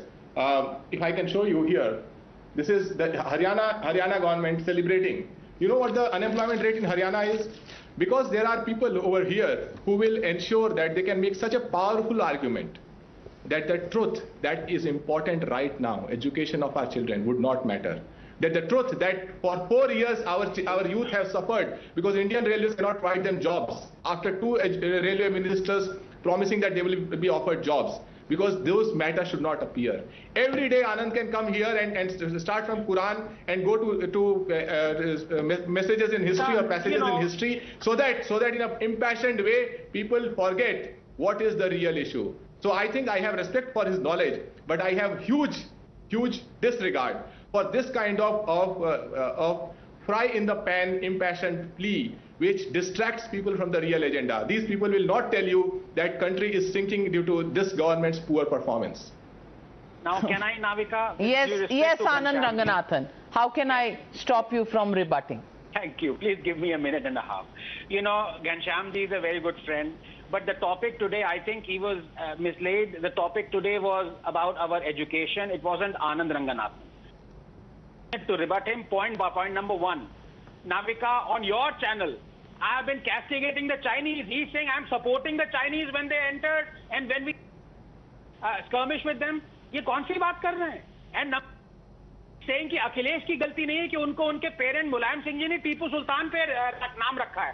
कल को अगर घनश्याम तिवारी जी के father और mother उनका नाम Adolf रख दें, Adolf Hitler रख दें, तो घनश्याम तिवारी जी कहेंगे नहीं मेरी गलती नहीं है, मैं अपना नाम चेंज नहीं करूंगा, मेरा नाम एडोल्फ हिटलर ही रहने दो. Number 3, he is talking of 47 lakh. Covid पे भी पहुंच गए ये, मतलब आनंद रंगनाथन में कोविड आ गए. Does he know that the health ministers of 20 states, leave alone the central government, health ministers of 20 states, many of them are non-BJP ruled states, have blasted the WHO, saying ये कौन सा data लाए हो, क्या बकवास report बनाई है. उनको जाके कुछ नहीं कह रहे. पिनराई विजयन केरला के हेल्थ मिनिस्टर को, Chhattisgarh Congress ruled health minister को, उनको कुछ नहीं कह रहे. नंबर 4, फाइनली मैं एजुकेशन पे आता हूं और यहाँ पे मैं डेटा देता हूं. ये कह रहे ना और डेवलपमेंट काम नहीं हो रहा, ये बात चल रहा है. 3 डेटा दूंगा नाविका 30 सेकंड में. Number 1, in the GDP per capita of Uttar Pradesh, when Akhilesh left was 45,000. Today it is 65,000. In 2017, the number of girl childs who were going to school, today there is a, ये क्या डमरू क्यों बजा रहे हैं अभी? बात सुन लीजिए, डमरू बाद में बजाइएगा. RBI का स्टेट ऑफ द स्टेट सर्वे कहता है ये झूठ बोल रहे हैं. आप सरासर आप झूठ बोलने में माहिर हो सकते हैं. Now did I interrupt him? You told me do not interrupt me. Your time will come. अब आप झूठ बोल रहे हैं. उत्तर प्रदेश का डेटा आप RBI का स्टेट ऑफ द स्टेट का सर्वे देखिए, आपको मिल जाएगा. ये नाविका, अगर कल से मैं इनका नाम एडोल्फ हिटलर रख दूं तो ये अपना नाम चेंज करेंगे कि नहीं, मुझे ये बता दीजिए. आपकी मर्जी है. No. I don't understand one basic question. आप लोग इतना बड़ा डेटा डिस्कस कर रहे हैं. घनश्याम तिवारी जी, आप हार्वर्ड के पढ़े हुए हैं और आनंद रंगनाथन प्रोफेसर हैं. मैं नॉर्मल इंसान और दर्शक जो है, the viewers who are watching you today, they have a normal question on the debate that we are discussing. And on the debate, I want to ask you, are you saying that unemployment has taken place today, and because this film has been made tax-free, so all the money has gone away, and now from henceforth, everybody will remain poor because the only money that was coming from the tax amount of this film? Number 1. In which case, kitne lutaye crore Mr. Akhilesh Yadav ne, when in his 5 years 30 films were made tax-free? And do you want me to tell you how many of those films actually matter? I'll give you the list. 30 films है और 30 के नाम मैं आपको बता सकती हूँ. And these 30 films include films like PK, which was said to be slightly anti Hindu, उसको भी टैक्स फ्री कर दिया। तब कोई पैसा नहीं लुटा, तब सब कुछ ठीक था, तब बिल्कुल यहां पर जन्नत नजर आ रही थी सबको। There was not one poor person in Uttar Pradesh, there was not one uneducated person in Uttar Pradesh. And films like, I don't know, I haven't seen, but the name of the film that was made tax free was also one film called Sala Khadoos. Sala Khadoos was made tax free, but आपको पृथ्वीराज चौहान का tax free होना बड़ा खल रहा है भाई साहब। ऊपर से क्या खल रहा है अखिलेश यादव को कि ये हॉल, ये ऑडिटोरियम तो हमने बनाया था। अच्छा, आपने बनाया था, very good. Name plate, I am sure every government building has a name plate outside, उसमें इनॉग्रेटेड बाय अखिलेश यादव लिखा होगा। I am sure Yogi has not removed it, but Akhilesh says that till I come back to power 10 years later कोई बैठ नहीं सकता उस auditorium में। मैंने बनवाया था, मैं ही बैठूंगा। और फिर Akhilesh Yadav, who is the most democratic person and who believes in freedom of speech, wants to decide whether the chief minister and his cabinet should sit in the front row or in the back row of that auditorium. I want to know, Mr. Ghanshyam Tiwari, कि क्या-क्या problems हैं आपको, क्या-क्या problems हैं आपको, आपकी problem है क्या? मैं जवाब देता हूं। और आपने पिक्चर देखी है, आपने पिक्चर देखी है? आपको मैं 3 बातें कहूंगा। देखिए, आपका मंच है, मुझे 3 बातें कहने दीजिए। बड़ा लंबा सवाल है। पहली बात मुझे लगता है कि आपको अखिलेश यादव से प्रॉब्लम हो सकती है। हो सकता है कि आप योगी भक्त हो, क्योंकि योगी जी ने आपकी बस को झंडी दिखाई थी। हमें इससे कोई दिक्कत नहीं है। आप I have told you, no, when you challenge me, I will challenge you with facts. Mr. Ghanshyam Tiwari, on the 1st of September, I interviewed Akhilesh Yadav. The first man that I interviewed in Uttar Pradesh was Mr. Akhilesh Yadav. I interviewed Yogi Adityanath way after that. May I tell you, since then, from September last year till February, I kept asking for an interview. I asked him for him to give me an appointment so that my UP Express for my new channel, Times Now Navbharat, could be flagged by him and Yogi Adityanath, which was the democratic thing to do. He did not give me time. Do not twist facts. Do not twist facts, Ghanshyam Tiwari, क्योंकि आप 5 साल राज कर चुके हैं, मैं 30 साल journalism कर चुकी हूँ। मुझे फैक्ट पर चैलेंज मत किया करें। ये सब सर्टिफिकेट आप आदित्यनाथ जी को दिखाइएगा। मुझे भी बात करने दीजिए। मुझे भी आपका सर्टिफिकेट नहीं चाहिए, आप तथ्यों पर बात करिए।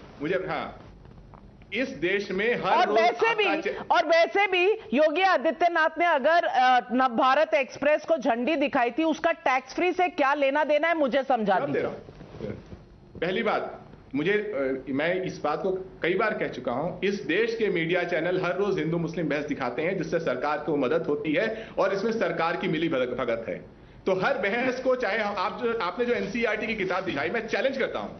आप क्लास 6, क्लास 7, क्लास 8 में सीबीएसई से पढ़ा हूं, केंद्रीय विद्यालय में पढ़ा हूं। Class 6, class 7, class 8, class 9, class 10 की एनसीईआरटी किताबें उठाइए। आनंद हैं, जीवन नरसिम्हा राव हैं, बाकी लोग हैं, उठाइए। उसमें from pre historic times to ancient history, to medieval history, to contemporary history, to modern history, to freedom struggle, सारी चीजें कवर्ड है। आप एक किताब की एकाएक पन्ना, इतना बड़ा चैनल, और जहां तक आपने कहा कि हमने टैक्स फ्री किया, हमने टाइम्स ऑफ इंडिया की यूनिवर्सिटी को भी जमीन दी थी। क्या आपको दिक्कत है? बोलिए योगी जी वापस ले लें। क्या टाइम्स ऑफ इंडिया बहुत गरीब था जो अखिलेश यादव जी ने जब जमीन दी थी तो उनके सारे चैनल अगेंस्ट द रूल्स था तो ना देते? नहीं, अगेंस्ट द रूल्स था तो क्यों दी? आप लौटा दीजिए। नहीं, आप मुझे बताना क्या चाह रहे हैं? आप मुझे बताना क्या चाह रहे हैं Ghanshyam Tiwari ji? What are you trying to tell me? I want to tell you that if the Times Group is setting up universities to teach children, is it a bad activity? Is it a bad activity? Are you trying to say that I should be ashamed of the fact that our group also runs universities? I want to ask you, are you saying education and imparting education is a wrong thing to do? Please shut down all private universities. Please shut down all private universities. Gurukul और मदरसे से ही काम चला लेते हैं. But let's not get diverted. I want to get in. I want to get in GVL Narasimha Rao. GVL Narasimha Rao, Hindu मुस्लिम हम करते हैं, ये तो करते ही नहीं, ये तो बिल्कुल नहीं करते. Let me tell you one tweet of 2017 of Mr. Akhilesh Yadav, who's called Tipu by his parents. He has nothing to do with it. You know what he tweets? He tweets, producer Bonnie Kapoor has done a good job with the film Mom. Good performance by all. And Nawazuddin Siddiqui. ये तो हिंदू मुस्लिम नहीं है ना भाई. नवाजुद्दीन सिद्दीकी तो actor हैं, श्रीदेवी तो actor नहीं है ना भाई, नहीं है ना. अब वो करे ठीक, हम सवाल पूछे हम गलत. GVL Narasimha Rao, respond to the bizarre arguments. Not one response on the auditorium, the seating that is being dictated, the 30 tax-free films. किसी का कोई argument नहीं. Navika, unfortunately, I cannot respond to what Ghanshyam said because this debate is not about Times of India or not about Anand Ranganath. This is about Samrat Prithviraj. Who compare? If Samrat Prithviraj film is not a topic to be debated, if this is not a subject on which any discussion needs to happen, who compelled Akhilesh Yadav to even comment about it? What, does anything prevent a chief minister to watch a film? If he does not like it, okay, let him not comment on this. You comment on this issue.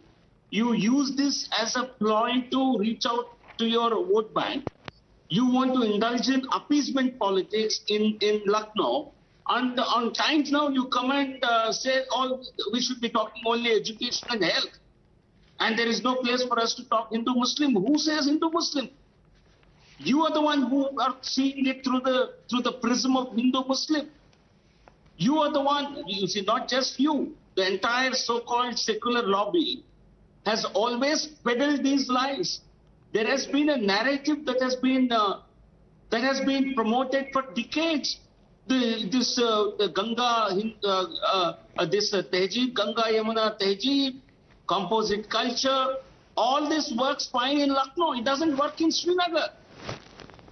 We can massacre Hindus. You can push Kashmiri Pandits out of Kashmir because we don't need composite culture. We need it in Lucknow. We need this in Agra because we want to indulge in appeasement politics. How convenient is it? Why doesn't composite culture become relevant where Muslims are in a majority? Why is it toppled on Hindus to indulge in appeasement politics in the name of composite culture? I think this is a question they should answer. Would you want to answer that, Mr. Kuntal Krishna? What is Hindu-Muslim about the film Prithviraj? And the first question, how many of you have seen Prithviraj, Samrat Prithviraj? Dekhi hai. What about Hindu-Muslims?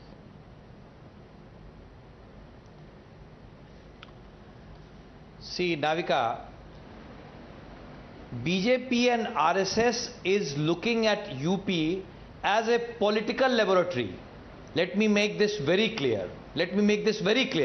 And it is not the question that why did Yogi Adityanath go to watch a movie.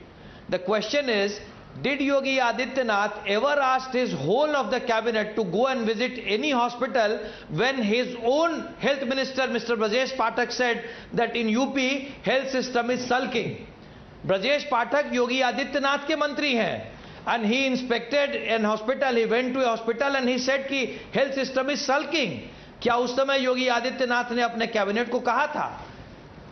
When a Dalit was raped and murdered, did Mr. Yogi Adityanath ask whole of his cabinet to visit that?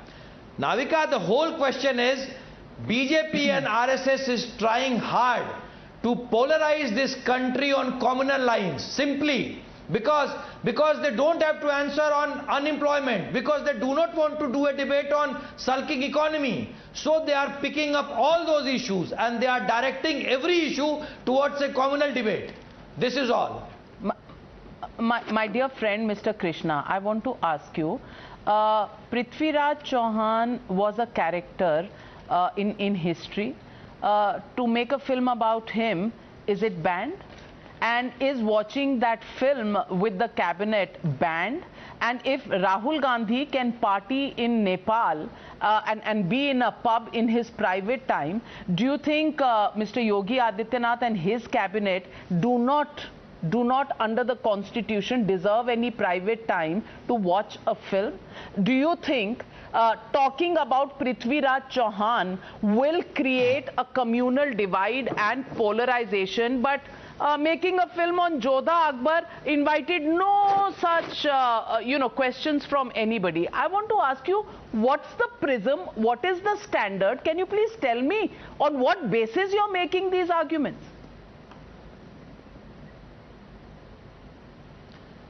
Navika, watching a film on Prithviraj Chauhan is not at all bad. Prithviraj Chauhan was a hero, Prithviraj Chauhan is a hero. But the question is, why are you calling it a polarizing film? Why are you calling it a polarizing film when you haven't seen it? I'm telling you, Navika, RSS and BJP is doing all the efforts to polarize this country. Sometimes by using an ad film sponsored by RSS. Chandra Prakash Dwivedi also made Pinjar. Is he from the RSS? I want to ask you, is he from the RSS? He's an historian, he's a well-read man, he's a man of letters. Are you saying he's from the RSS? So you are saying Akhilesh Yadav can make Gattu, Bhag Milkha Bhag, Two Little Indians, Ded Ishqiya, Jai Ho, Ya Rab, Bhootnath Returns, Mardani, Mary Kom, Katia Baz, Char Shehzade, PK Tevar, Hawai Zada, Jai Ho, Democracy, Hamari Adhuri Kahani, Bajrangi Bhaijaan, Miss Tanakpur Hazir Ho, Ishq Ke Parinde, Janisar, Masan, Drishyam, Manji, Once Upon a Time in Bihar, Chalk and Duster, Bajirao Mastani, Airlift, even Sala Khadoos, tax-free. But Yogi Adityanath cannot. GVL Narasimha Rao, what is this yardstick? Navika, I think if it was a film about anything else, I don't think Akhilesh Yadav would have commented it. It's not about any tax relief being given to a film. He saw yet another opportunity to appease the Muslim community, to make them feel that he is with the invaders, with all those barbaric rulers who created mayhem in India, who attacked Hindu religion. So this is, they will say, talking about greatness of Mughal rulers is not a polarizing activity. But for us to say anything good about Prithviraj Chauhan becomes communal. It becomes a sort of a polarizing activity. Why, bhai? You can talk about appeasement politics, you can indulge in rank opportunism, you promote this so-called composite culture and you want the Hindus to suffer in the name of composite culture, and you call that secularism. Can there be anything more farcical than this? Rank communalism has been promoted and couched as secularism by the Congress, the Samajwadis and many others. Navika, and they are feeling threatened today when the people of this country have rejected that kind of secularism. I think what can be more farcical than this is page number 85 of 422-page RBI Handbook 2021, State of the State Survey. Uttar Pradesh, no, I think this is a classic case of diversion. What was the need for Akhilesh Yadav to comment on this? Can our friend Ghanshyam Tiwari, why is Akhilesh Yadav talking about an issue which Ghanshyam Tiwari does not think relevant? You can speak. Why did he talk about the film? No, Mr. Ghanshyam Tiwari, I am absolutely happy to discuss state GDP with you. I can discuss expressway construction with you, budgets, everything I can discuss with you. But tonight, the discussion, the debate is on Prithviraj. And I just want to ask you, do you have anything to say about the objections to the film Samrat Prithviraj even before you watched it? Let me respond. So the tweet, the headline tweet from Akhilesh Yadav, National President of Samajwadi Party, is that the government must look at the challenges that the state faces right now. Okay. If per capita income, the GSTP is not a challenge, then maybe this headline from today, that a witness in Lakhimpur Kheri was attempt on life was made, and the person who was supposed to protect him is suspended. Of course, important we have, just a second. Of course, why do you have to issue. interrupt in half a We'll sentence? invite you for a debate on that. But Ghanshyam Tiwari, I'm only asking you the question, when 30 films were made tax-free in your government, was there no problem, economic or social or any such thing? No, everybody was educated, 100% literacy and 100% people above the poverty line in Uttar Pradesh, which is why you can justify these 30 tax-free films. I am happy, Navika, that JBL here and his party lives in 0 BC to 1000 AD. Anand lives in 1000 AD to 2000 AD. All the discussions about that, and you live in last 8, 10, 20, 30 years. But I live in present. If the tweet means that the government must look at present, you can have your debate, you can have your point of view about the past. Anand can wrestle with what Mughals did. I did not interrupt, allow me to complete. Anand can wrestle, and I have strong objection when Anand brings up my parents into the debate. I did not I don't like this mode of talking. When you are talking about people named in a certain way, their loved ones name them. So let's stick to certain principles. The debate was not on Tipu, why he was named Tipu. So if Anand had an objection, that why did I raise victim card playing? No, it's not victim card playing. Allow me to complete. How long will you take to complete? I don't have all the time. Allow me to complete. कितना time ले रहे हैं आप? अरे कोई बात नहीं भाई, कोविड बता दिया, हेल्थ बता दिया, कोई बात नहीं, आपको दिक्कत क्या है? सारी बातें डिस्कस कर रहे हैं, जो टॉपिक है वो डिस्कस नहीं कर रहे हैं, फिर कह रहे हैं give me more time. Topic ये है, कितना टाइम दूंगा शांति, आप मेरे घर आ रहिए, बात करने के। आपका चैनल नहीं है, आपका चैनल नहीं है पहली बात, और टॉपिक चैनल तो मेरा भी नहीं है, चैनल तो अब आपका हो गया।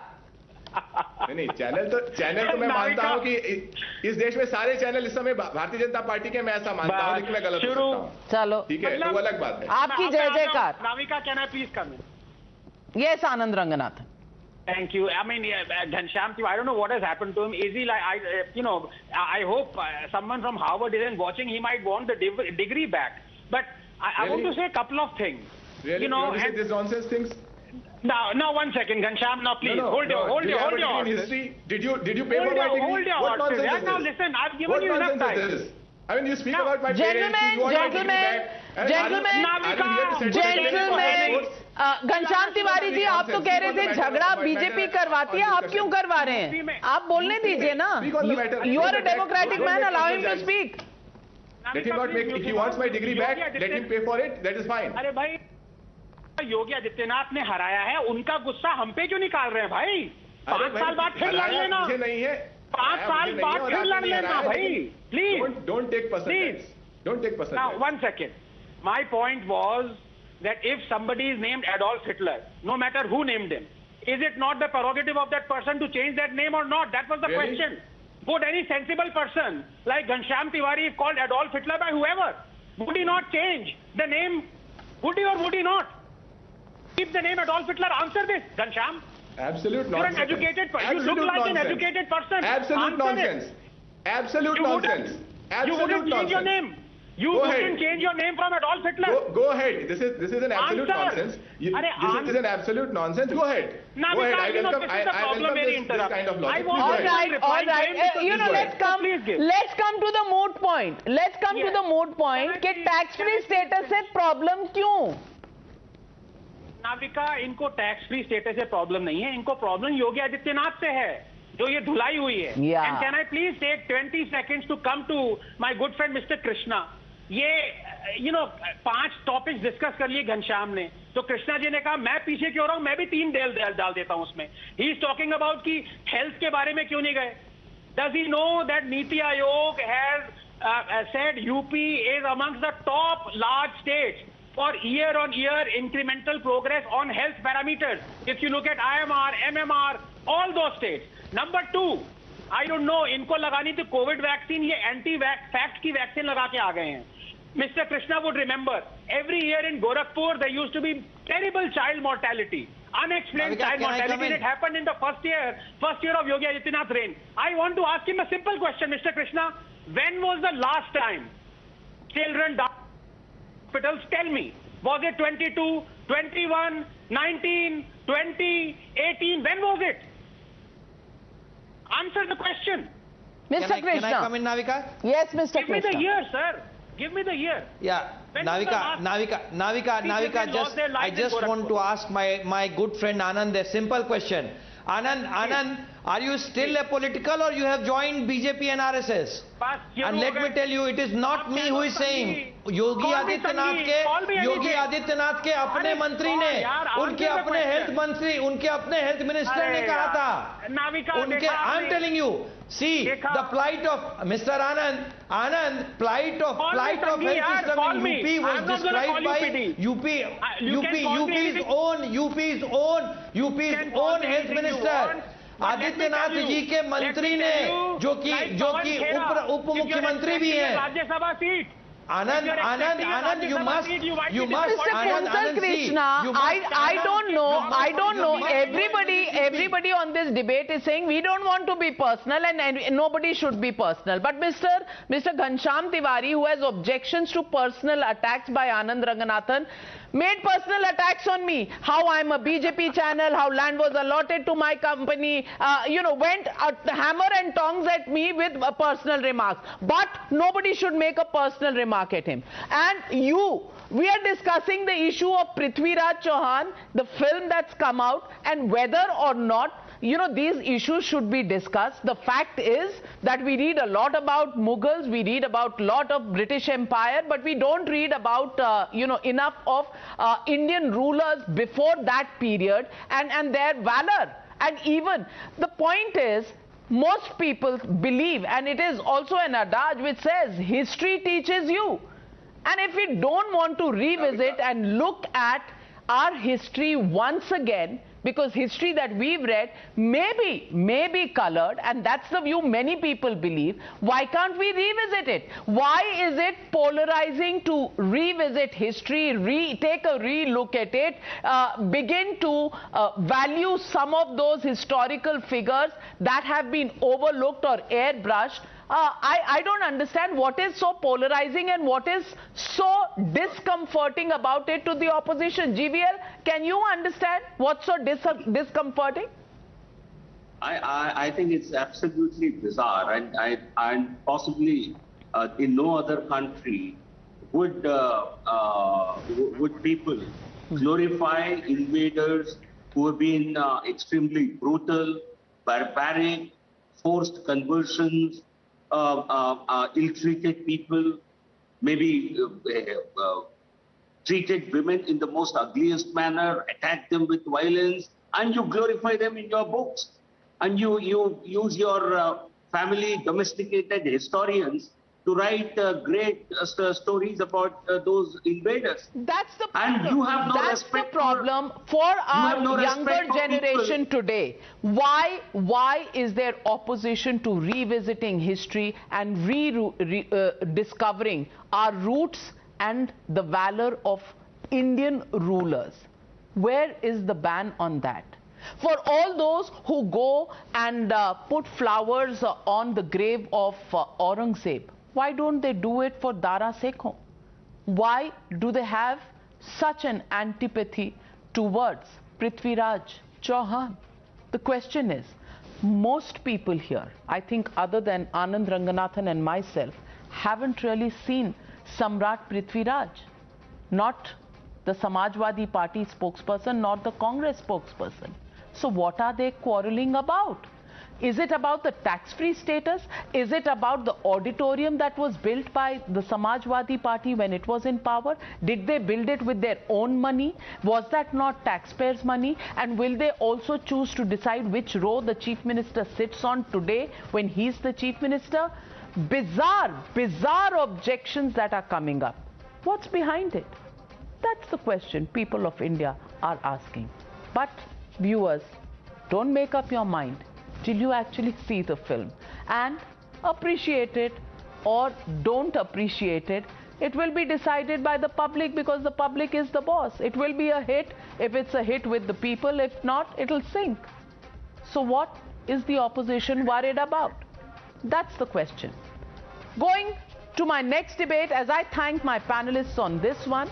Ladies and gentlemen, the Kashmir files are playing out right here in front of our eyes in real. Hindus are being killed in cold blood for their faith. They have a target on their backs and they are being tracked down, hunted and murdered. Today, Vijay Kumar, a bank employee, was killed in Kulgam at his desk where he was at work. Married just a few months ago, Vijay was posted at this branch just 4 days ago. His newlywed wife would have never imagined this would be her fate. Chilling CCTV footage of the attack shows a cowardly terrorist walking into the bank and surreptitiously whipping out his gun. He loaded it and fired 2 rounds directly at Vijay, shot him point blank. Listen in to this heartbroken father who is still coming to terms with his son's gruesome murder. पहले posting उनकी clerk के रूप में हुई थी। 1 साल के बाद उन्होंने दोबारा एग्ज़ाम देकर पीओ की पोस्ट की थी।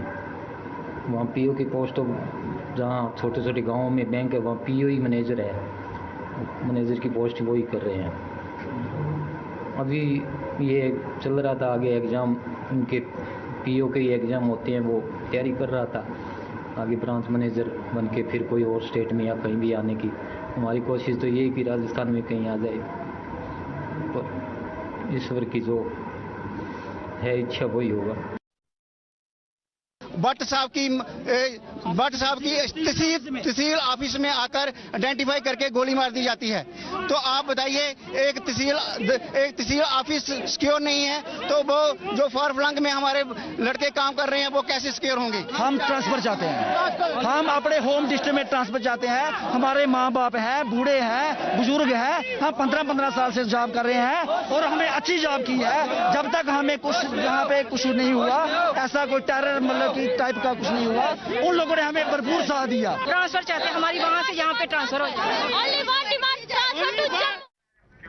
While a Pak terror organization has taken the onus for the terror attack on Vijay Kumar, a non-local labor has been shot at and injured in central Kashmir's Budgam district just a short while ago. It's a kind of attack, third attack in 4 days and comes a day ahead of the crucial security meeting in the national capital, which will be chaired by Home Minister Amit Shah. That's the latest news coming in, and worrisome developments that are coming in from Kashmir. And with this, I go straight across to our panel this evening. GVL Narasimha Rao, Lalit Ambardar, Ashwini Handa, senior leader of the Congress party, Ifra Jan, spokesperson of the National Conference. GVL Narasimha Rao, Rahul Bhatt, Amreen Bhatt, Vijay Kumar, and God knows how many in the last 2 weeks. Just what's going on? Are Hindus becoming cannon fodder? Navika, I think yet another very unfortunate incident. My heart goes out to the family. Security forces, let us understand, are working under very difficult circumstances. Let us not, certainly saving every innocent life or every employee working in the Kashmir Valley is the responsibility of the government and the security forces. But this seems to be, certainly this is a pattern.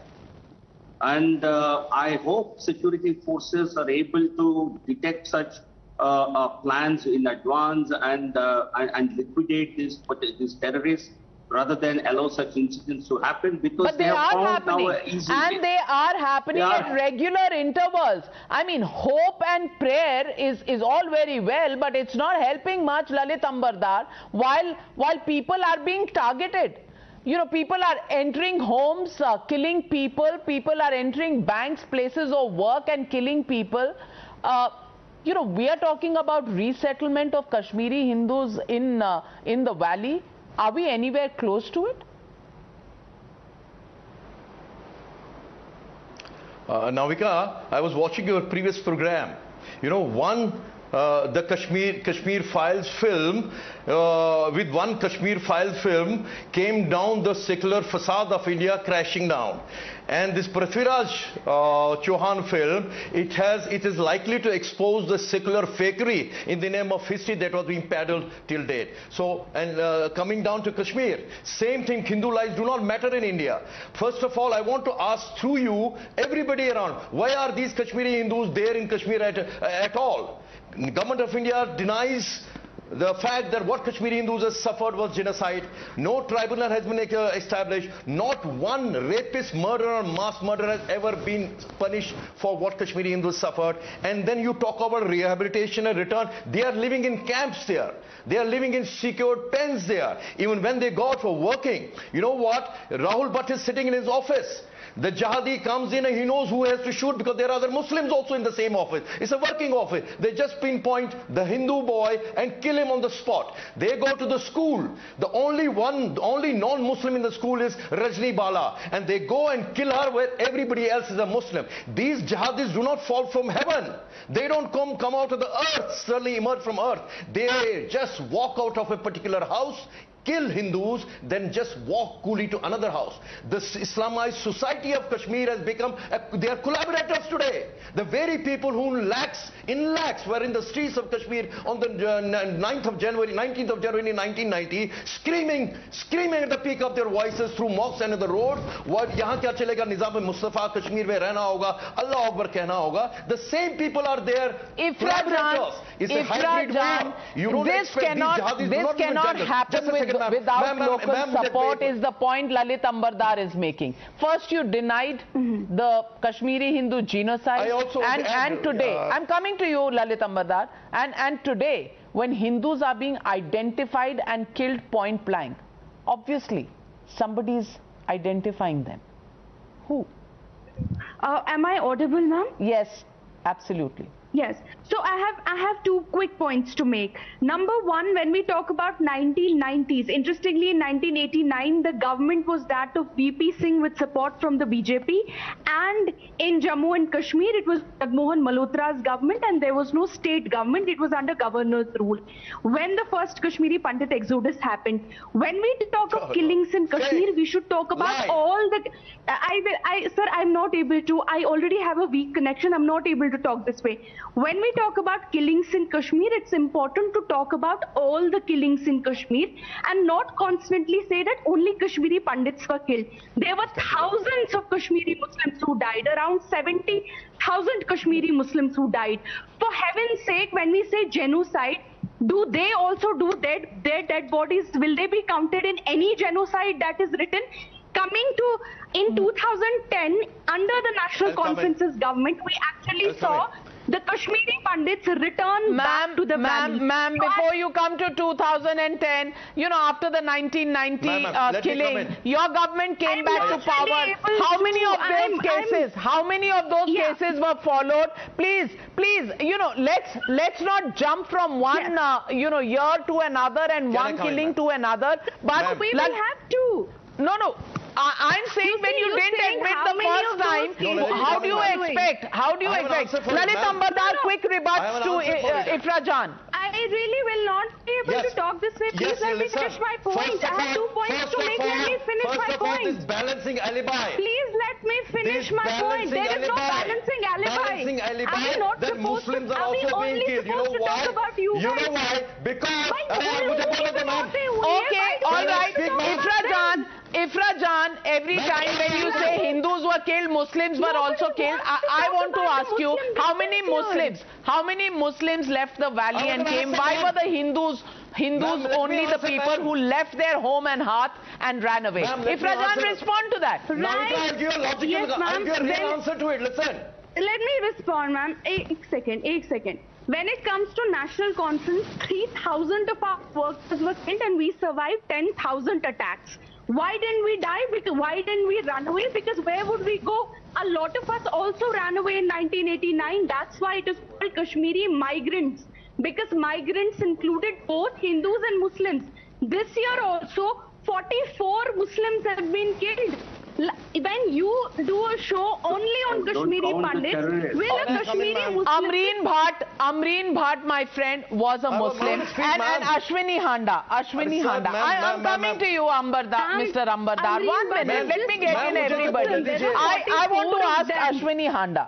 Ashwini Handa, is this only the government's fault? Or somebody is collaborating with the Pakistan terror strategy? Because otherwise, how are people being identified and shot at point blank range? Navika जी, दुर्भाग्य ये है कि आज जिस सरकार को लोगों को प्रोटेक्ट करना चाहिए वो फिल्म प्रमोट करने में लगी हुई है। ये देश का दुर्भाग्य है कि आज उन कश्मीरी पंडितों को जो पिछले 18 दिनों से प्रोटेस्ट कर रहे हैं और आज वह कश्मीर छोड़कर जम्मू जाना चाहते हैं, उनको जबरन जो है वो कश्मीर में रखा गया है। उनको बाहर निकलने की इजाजत नहीं है, उनको प्रोटेस्ट करने की इजाजत नहीं है। अगर वो प्रोटेस्ट करते हैं तो उन पर लाठियां बरसाई जाती हैं। ये किस तरह का न्याय है, किस तरह का भारतीय जनता पार्टी की सरकार है जो इस तरह से कश्मीरी पंडितों पे अत्याचार कर रही है? सबसे बड़ा सवाल यह है। और आपने कहा ना कि कश्मीर फाइल इसकी जिम्मेदार नहीं है, तो मैं आपको प्रूव करता हूं कि ये वही सरकार थी जो ये कहती थी कि यहां पे पत्थरबाजी बंद हो गई और पूरी तरह से कश्मीर जो है वो आज आतंकवाद के खत्म हो गया आतंकवाद। लेकिन जब से कश्मीर फाइल रिलीज हुई है उसके बाद टारगेटिंग बढ़ी है। Respond. Question staring your government in the face. Navika, the parties, both the Congress and National Conference, who were responsible for the genocide of Kashmiri Pandits, they conveniently put the blame on somebody else. As you rightly pointed out, you see, if Muslims got killed, as our NC spokesperson says, why do you look at their religion? They are terrorists. Those who got killed in Kashmir in terrorist encounters. And why do you become their spokespeople? Why are you looking at their religion when you claim that terrorism has no religion? Why are you counting those terrorists as victims of They are not victims. They are not victims. They are people who deserve to get killed. Because they're responsible for all the genocide, all the attacks. Lalit Ambardar, no answers anywhere. Politicians will be politicians. Last sentence to you. Ma'am, so there are just two quick points, ma'am. Number one, this alibi that Muslims are also being in Kashmir. Number one, मैं बोलूं, मैं मुझे बोलने दो. Yes, Lalit Ambardar, I'm running out of time. मैं छोड़ दूंगा, निकल जाऊंगा शो से. नहीं, आप जल्दी बोलिए, 30 seconds. Yes, Muslims are also being in Kashmir, not because they are Muslims.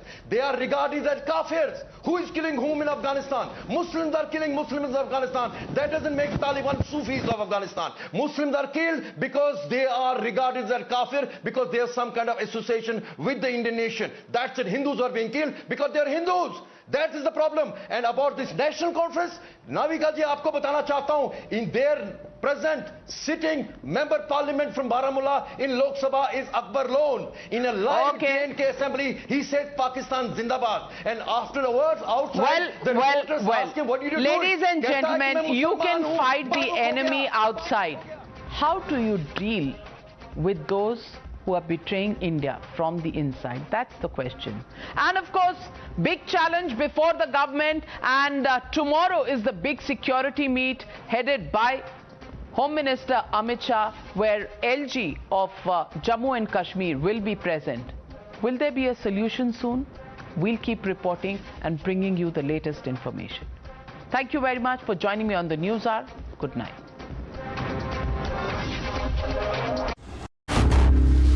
Times now. Action begins here. क्या पूछूं आपसे कि आपका जो स्टे था कांग्रेस पार्टी में, ये शॉर्ट एंड स्वीट था कि हॉट एंड सावर था? जब जब राजनीति में कोई फैसले होते हैं मैडम जी, तब एक बात बहुत तय होती है कि लोगों के हित के लिए, जनता की सेवा के लिए ये फैसला होना चाहिए, और उसी को देखते हुए ये फैसला लिया गया था।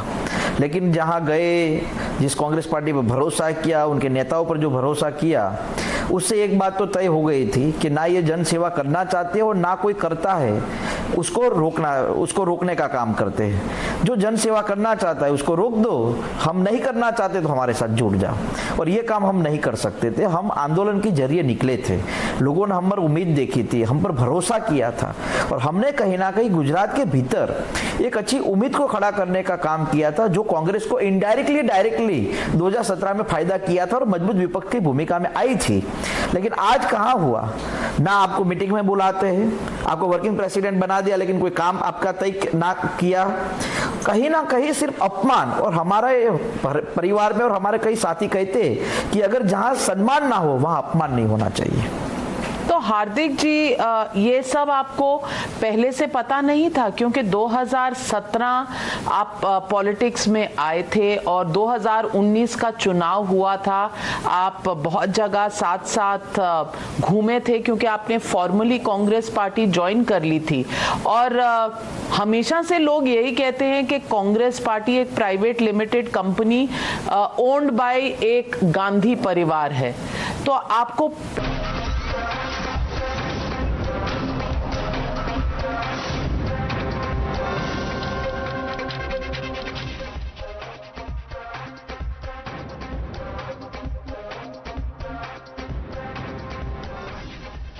Good evening and welcome. You're watching the Newshour Agenda, India's most loved primetime show at 10 this week as well. I'm Padmaja Joshi. Today, Assam Chief Minister Himanta gave a very interesting twist to the entire debate on the Uniform Civil Code. While attempts at getting the UCC are usually seen as an attack on Muslim personal laws and the community as a whole, and trying to impose Hindu majoritarianism, the BJP leader today said that people who will actually benefit the most from abolition of personal law are Muslims, because then they will also be rid of the discriminatory and dehumanizing practices that come associated with certain aspects of the personal law. अगर मियाँ और बीबी एक साथ रहने का समय तक जो भी आप प्रॉपर्टी एक्योर किया था, उसका 50% अधिकार वाइफ को दीजिए, नंबर 1। नंबर 2, आप 3 शादी मत कीजिए, एक शादी कीजिए। नंबर 3, अगर आप पिता हैं तो मुसलमान महिलाओं को, मुसलमान बेटियों को बेटा का समान आपका प्रॉपर्टी में अधिकार दीजिए। बट इनहेरेंटली मुझको कोई मुसलमान क्वेश्चन नहीं करता है कि आप क्यों हमको 3 बेबी शादी करने में मना किया है। सब तो उल्टा बोला है कि दादा आप अच्छा बोला है, लोगों को ये 3 शादी नहीं करना चाहिए। तो actually our views and Muslim common people views are same. So is there food for thought here? True, most religions do have practices that are outdated and even distasteful. But why is there a reluctance to accept that some laws need to be changed and voluntarily reformed? Isn't it actually the best way forward for the community itself? You're watching the News Hour at 10, debate number 1 on Times Now, Super Prime Time.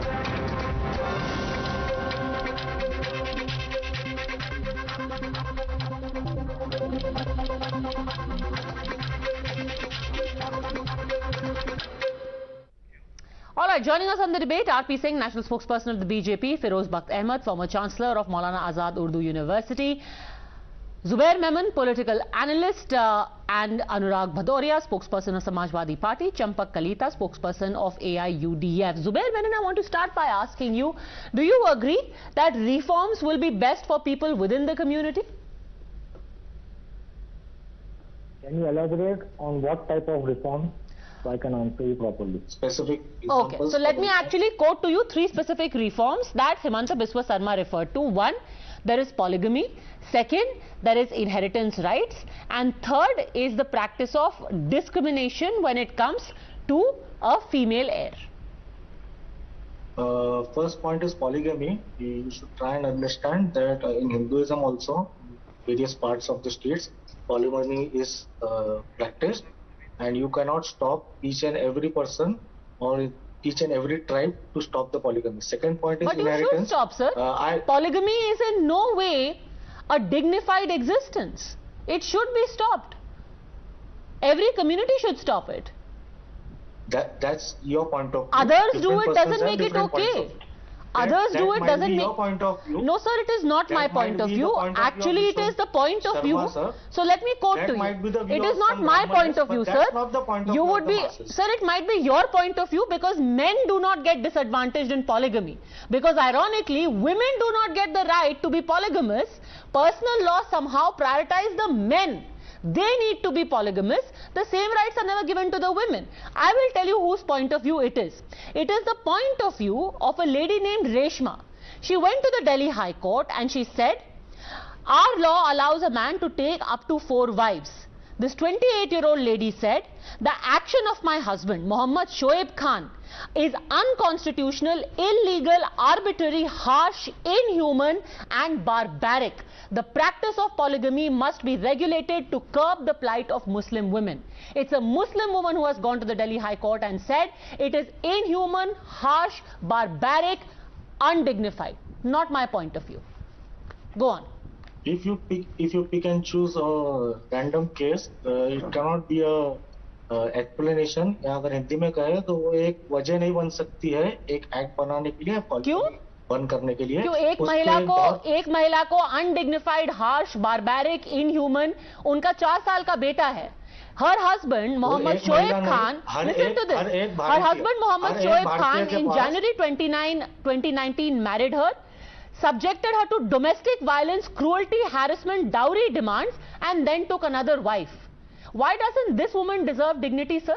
Just because the law allows her husband to take another wife. Let me reply. मुझे reply देने दीजिए. जो आपने अभी second example दिया. Second नहीं, इन्हीं का है. Domestic violence था. Let me reply.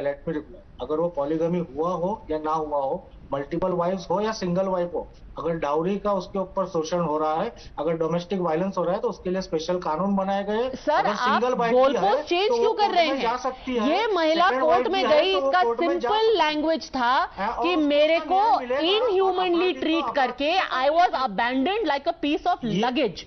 Why doesn't this woman deserve dignity? She is not me, she is not BJP, she is not RSS. She is a Muslim woman who is saying, I want reform because it benefits me. I want personal laws to go because it benefits me. Let me reply for the abandonment. Abandonment पे आप जाएंगे तो हमारी एक भाभी गुजरात में भी है जिनको भी ऐसे ही अबैंडन किया गया है। तो ऐसी बहुत सारी महिलाएं जिनके ऊपर अत्याचार होते हैं, उसमें polygamy is not the only reason. Single I mean, sir, you will not address the elephant in the room. You are saying महिलाएं ऐसे भी पिटती हैं, सिर्फ पॉलीगमी की वजह से नहीं, और भी वजह होती है पिटने की। पर सर जो हो रहा है उसको तो खत्म कीजिए ना। होना जरूरी है। अरे जुबैर साहब इसको तो खत्म कीजिए। Are you saying in principle? Okay, let me get in. Let me again ask you. Give me one redeeming feature. Give me one redeeming feature of personal laws. तो ये हमारे भारत देश की सोसाइटी को सोचना है कि हम किस तरीके के लोगों को जगह दे रहे हैं। अबैंडमेंट जो आप बता रहे हैं कि अगर कोई वाइफ को अबैंडन कर देता है और उसके ऊपर कोई भी चीज की कार्रवाई नहीं होती है और आपका वजह बोलना है कि polygamy is the only issue, तो मैं इसको अपोज करता हूं मैडम। सर आप मेरे को ये बताइए ना कि मुस्लिम पर्सनल लॉ का एक रिडीमिंग फीचर आप बता दीजिए जिसकी वजह से आप कह रहे हैं कि नहीं जी होना ही चाहिए, इसके बिना तो मतलब जग सूना। रिडीमिंग फीचर बताइए। मुस्लिम पर्सनल लॉ के बहुत सारे फीचर्स हैं जैसे जो रिडीमिंग मुस्लिम्स के लिए है। बताइए ना। मुस्लिम पॉइंट ऑफ व्यू से देखेंगे, जो हमारे शरिया कानून में जो इनहेरिटेंस का जो मैरिज एक्ट बनाए गए हैं जो मुस्लिम शरिया के हिसाब से है, तो वो हमारे कानून के हिसाब से बनाए गए तो सही है।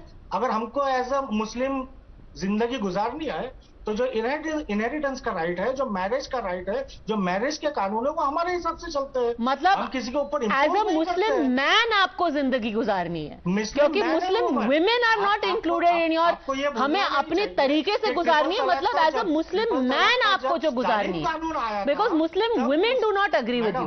इनहेरिटेंस लॉज मुस्लिम मेन के फेवर में है, मैरिज लॉज मुस्लिम मेन के फेवर में है। आपको ये बात नहीं फिरोज बख्त अहमद, ओके, उनको जैसे जिंदगी गुजारनी है फिरोज बख्त साहब, उनके लिए ये जरूरी है। Okay, go on.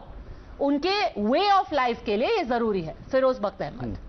All right, am I audible? Yes, you are audible, go on sir. Yes, I was listening to my learned friend mister Zubair and continuously he is speaking. Zubair साहब, थोड़ा सा सब्र तहम्मुल से काम लीजिए. Now she has asked me the question, just bear with me, ठीक है? Just listen to me and then answer that. Just have patience, I have my turn. Now let me tell you one thing. In fact, I was shocked to smithereens to listen to Zubair साहब when he said that polygamy is something which is accepted according to Muslim personal law. I mean, it's all humbug. It is because of these laws, it is because of such people who are now, arguing for polygamy, who are arguing for for the rights which are actually not given to Muslim women. He talked about inheritance, Quran and Hadith. These two, scriptures give inheritance, equal rights to women, Muslim women. But the problem with Muslims is they are not ready to give the rights to their women. And that's why we talk about uniform civil code. That's why we talk about common civil code. So once there is common civil, now why there is a triple talaq law? Because just bear with me, you are continuously bol rahe ho like a foghorn, you are continuing. Just listen to me. When your turn comes, you speak. Why this? Why the government actually banned this triple talaq? Because people used to divorce their women, if there is more salt in the dish, or maybe if the woman goes to some wedding, if she goes to a mall, if she wears a sari, on these petty things. Don't laugh, it's a very serious matter. Don't make a mockery of yourself and don't cut a sorry figure. And it is because of Muslims like you, it is because of people like you that Muslims are under scanner, Islam is under scanner. Bear with me. So whether it is personal laws, or it is All India Muslim Personal Law Board, these are all humbug. They don't make any meaning. and there's a lot of discrimination with Muslim women. They are not given their rights. They are not given. But what do you say to the argument that this is a way of life? Unfortunately, Mr. Zubair says it's a way of life. Them well to give them their rights. But it's a way of life, and you cannot take it away from us. It might be a way of life for Mr. Zubair. It's not a way of life with most of the Muslims. Most of the Muslims are law-abiding. They follow the Constitution of India.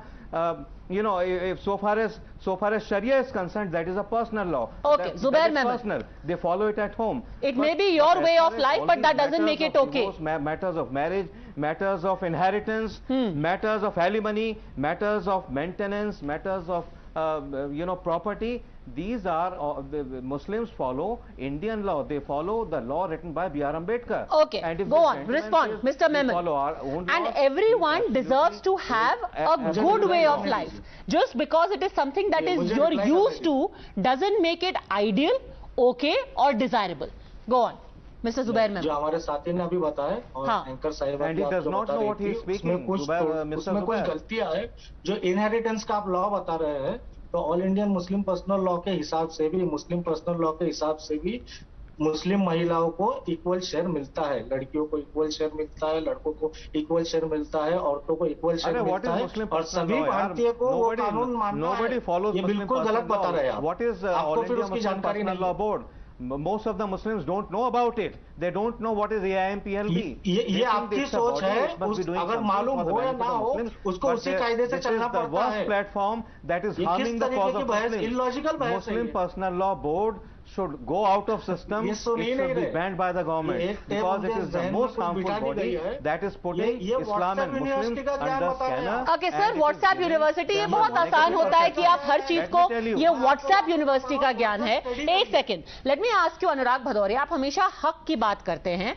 2017 में भारतीय मुस्लिम महिला आंदोलन ने एक सर्वे किया और उसमें उन्होंने सिर्फ 289 महिलाओं का सर्वे किया, 289 who were in polygamous relationships, and asked them about their physical, mental, emotional and financial status, and these women said कि हमारी ये हालत है कि despite having mental trauma, we are financially dependent and we cannot get out of abusive relationships.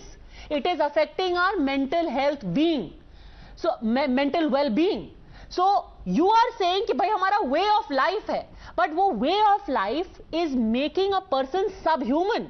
उनको एक dignified human life जीने की इजाजत नहीं है। नो, क्या ये नेचुरल रिफॉर्म नहीं है? इस्लाम पद्मजा जी, आप मैम, मैं बोल लूं। जुबैर साहब, आपको हर कोई लाए लग रहा है, मतलब अगर फिरोज बख्त बोल रहे हैं वो लाए कर रहे हैं, मैं आपको स्टेटिस्टिक्स दे रही हूँ, महिलाएं बोल रही हैं वो लाए कर रही हैं, लोग कोर्ट में जा रहे हैं वो लाए कर रहे हैं, आप ही सच बोल रहे हैं क्योंकि आपको एक वे ऑफ लाइफ चाहिए। आपको वे ऑफ लाइफ चाहिए ना, दूसरे के ऊपर क्यों थोप रहे हैं वो वे ऑफ लाइफ? या फिर दूसरों को भी वही अधिकार दीजिए। You can smile and smirk all you like sir, but if a woman is in trapped abusive marriage and she is suffering mentally, it is not so funny for her. Women are being forced to go to court. You oppose triple talaq because it's a way of life. It is a way of life for you, but not for the other person. उससे कोई नहीं पूछता ना कि उसको triple तलाक instant मिलना चाहिए कि नहीं मिलना चाहिए. वो महिलाओं से कोई नहीं पूछ रहा कि भाई आप 4 शादी कर सकती हैं, वो तो नहीं कर सकती ना. आप दीजिए इक्वल राइट, अगर आपको इतना अच्छा वे ऑफ लाइफ लगता है तो. ये क्यों नहीं देते? देंगे? नहीं देंगे ना, तो रहने दीजिए. अनुराग भदौरिया दे ही रहे हैं. इस्लाम भी इक्वल राइट्स बोल लूं. पद्मजा जी, आपने एक बहुत अच्छी बात बोली डिबेट के अंदर में. Everyone have to good way of life. उसमें सब लोग आते हैं, हिंदू, मुस्लिम, सिख, ईसाई. सभी महिलाओं को अच्छी तरह जीने का अधिकार है. फिर पद्मजा जी, क्यों नहीं भारतीय जनता पार्टी बात करती 13 साल की बच्ची के साथ ललितपुर में अन्याय हुआ, क्यों नहीं आवाज उठाई किसी नेता ने? मैं पूछना चाहता हूँ, 19 साल की बेटी के साथ अन्याय हुआ जिस तरह से चंदौली में, किसी ने आवाज नहीं उठाई, पीट पीट के मार डाला. हाथरस की बेटी के साथ अन्याय हुआ. कल अयोध्या में एक प्रेग्नेंट लेडी को मार डाला चाकू से गोद के. लखीमपुर में जब उसका चीरन हुआ एक महिला का, तब क्यों नहीं बोली भारतीय जनता पार्टी के नेता? मैं ये पूछना चाहता हूँ कि भारतीय जनता पार्टी के नेता हिंदू बच्चों के बारे में क्यों नहीं बोलते? उनके साथ अन्याय हो रहा है, उनके खिलाफ क्यों नहीं आवाज उठाते? हम राजनीति करने आए या मुस्लिम पर्सन लॉ करने आए हैं? आरपी सिंह साहब क्यों नहीं आप गए? उनके लिए कानून है या नहीं है? क्या आपका एक एकदम दृढ़ निश्चय है कि आप एक डिबेट पे आएंगे knowing what we are talking about and you will not talk about it? By all means you should corner the government on what happened in Ayodhya और what happened elsewhere. My simple question to you is, when you make Muslim personal law about a religion, is it not wrong? यहां पर लोगों की जिंदगियों पे असर होता है. अनुराग भदौरिया, जो जिंदगियां बर्बाद हो रही हैं उनके बारे में आप नहीं बोलेंगे ना? अब आप बोलोगे मेरे बीच में तो कैसे? क्योंकि आप कभी मुद्दे पे नहीं बोलते. आप हमेशा एक चीज पे आते हैं, उसको दूसरी तरफ भटका के ले जाते हैं. एजेंडे पे बोलोगे तो मैं बोलने दूंगी, मेरे एजेंडे पे नहीं बोलोगे तो नहीं बोलने दूंगी. अरे नहीं, आप मुद्दे पे बोलिए ना. मैं तो पूरे हिंदू. आप ये कह रहे हैं कि भाई मैं आया हूँ पाकिस्तान की डिबेट में, मैं चाइना की बात करूंगा, मेरे को बोलने नहीं दे रहे. अरे ये कोई बात हुई? पाकिस्तान की बात नहीं कर रहा हूँ, आपकी मानसिकता हो सकती है पद्मा जी. मैंने ललितपुर पाकिस्तान में नहीं है, चंदौली पाकिस्तान में नहीं है. अगर आपको पाकिस्तान में लगता है तो आपको भी पता है अनुराग जी, आप जबरदस्ती में मरोड़ रहे हैं, तोड़ मरोड़ रहे हैं इस डिबेट को. चलिए, क्योंकि आपको बोलना ही है, आप चंदौली की बात करना ही चाहते हैं, आज का आपका ये रिटर्न वो है, आप बोलिए. आपका हो गया हो तो मैं बोल लूं. बोलिए. मैंने देखिए कितनी बड़ी बात बोली है. मैंने हिंदू बच्चों की बात बोली, मुस्लिम बच्चों की बात बोली, सिख बच्चों की बोली, ईसाई बच्चों की बोली, दलित बच्चों की बात कर रहा हूँ, समाज में हर बच्ची की बात कर रहा हूँ कि हर बच्ची को समान अधिकार मिलना चाहिए. इसके बारे में आप बोलने को क्यों नहीं तैयार? मैं तो पद्मजा जी को भी समान, उसको सम्मान मिलना चाहिए समाज के अंदर में. मैं तो हर बच्ची के, मेरे को बहुत सम्मान मिल रहा है आपकी दया से. आप मेरे को ये बताइए, आप सबके लिए सम्मान चाहते हैं ना? अब मुद्दे पे आ जाइए. आप हर बच्ची के लिए सम्मान चाहते हैं, तो आप ये चाहते हैं कि बच्चियों को इक्वल इनहेरिटेंस मिले, जो कि अभी मुस्लिम पर्सनल लॉ में नहीं मिल रहा है. मैंने आपको, फिर आप एक पर्टिकुलर चले गए, मैंने कहा सारी बच्चियों को, आप एक जगह क्यों जा रहे हो? मैं तो हथरस की बेटी की भी बात कर रहा हूँ, मैं तो लखीमपुर की बेटी की भी बात कर रहा हूँ, मैं तो ललितपुर की बेटी की भी बात कर रहा हूँ, मैं तो चंदौली की बेटी की भी बात। आप ये दिल्ली की बेटी की बात कर रहे हैं जो कह रही है कि भाई मेरे को अडॉप्ट करने का मेरे को इजाजत नहीं है? सबकी बात कर दी। अरे मैंने तो मुस्लिम समुदाय की बेटी की बात कर दी। चलिए, समुदाय की बेटी तो आप मान रहे हैं ना? Very good, thank you. यानी कि आप मानते हैं कि यूनिफॉर्म सिविल कोड में जो डिस्क्रिमिनेशन है वो नहीं होना चाहिए। कोई बात नहीं, very nice, you made your point. आपने चंदौली अयोध्या बोल दिया, आज का आपका हो गया है। Okay, let RP Singh respond. RP Singh, the problem is that always it is seen as an imposition on Muslims. आप बात करके क्यों नहीं काम करवा सकते हैं? आप हमेशा थोपना क्यों चाहते हैं? आरपी सिंह, पहले तो मुझे अनुराग भदौड़िया जी की बात का जवाब देने दीजिए, क्योंकि इनकी मानसिकता ऐसी है कि लड़के तो लड़के होते हैं, इनकी लड़कियों में महत्व नहीं रखती। इनके नेता कहते हैं अरे लड़के तो लड़के, रेप कर दिया तो क्या हो गया, किसी को उठा कर लेके तो क्या हो गया। ये इनके नेताजी की मानसिकता है, इनकी पार्टी की मानसिकता है, इसलिए इस प्रकार की बात करते हैं। दूसरी बात, अरे सर आप, अरे भदौड़िया साहब, okay let's not get diverted, please let's stick to the issue. क्या कहते हैं? RP Singh, okay no, now we get into to man. RP Singh, please reduce the audio. RP Singh, respond to the point. Yes, respond to the point. Why is it seen as imposition and not a conversation? RP Singh, No, it's conversation. The Chief Minister has already spoken to the Muslim leaders and Muslim people from Muslim community in his state, and they are on board. He has said on record they are on board. And then it is not in the holy book. It's just the practice. Practices keep evolving. Practices keep changing with times. So, with changing time, you have to change the practices also. Okay. Lot of Muslim girls have changed practices. So as Hindu girls have changed practices. Lot of Muslim girls don't wear hijab now. Although there is a recent surge by PFI, forced by PFI to wear hijab. I have seen girls in Iran earlier times when Shah used to run Iran. Oh, no one used to wear, girls used to wear skirts also, minis also there. Okay. So it's being forced upon. Okay. Let things evolve naturally. Modernity and reform shouldn't be imposed on anyone. Firoz Bakht Ahmed, the argument being given by Mr. Zubair also is, and a lot of people say this, is that, well, you know, there are other communities. For example, inheritance is not equal even among Hindus. Polygamy exists among tribals also. Why are you singling out Muslims? Mr. Ahmed. You see, you know, these people are apologists. You know, whenever, you know, something is pointed towards them, then they start pointing their fingers on the other religions where they find nothing. They cut a sorry figure. Now, let me tell you one thing.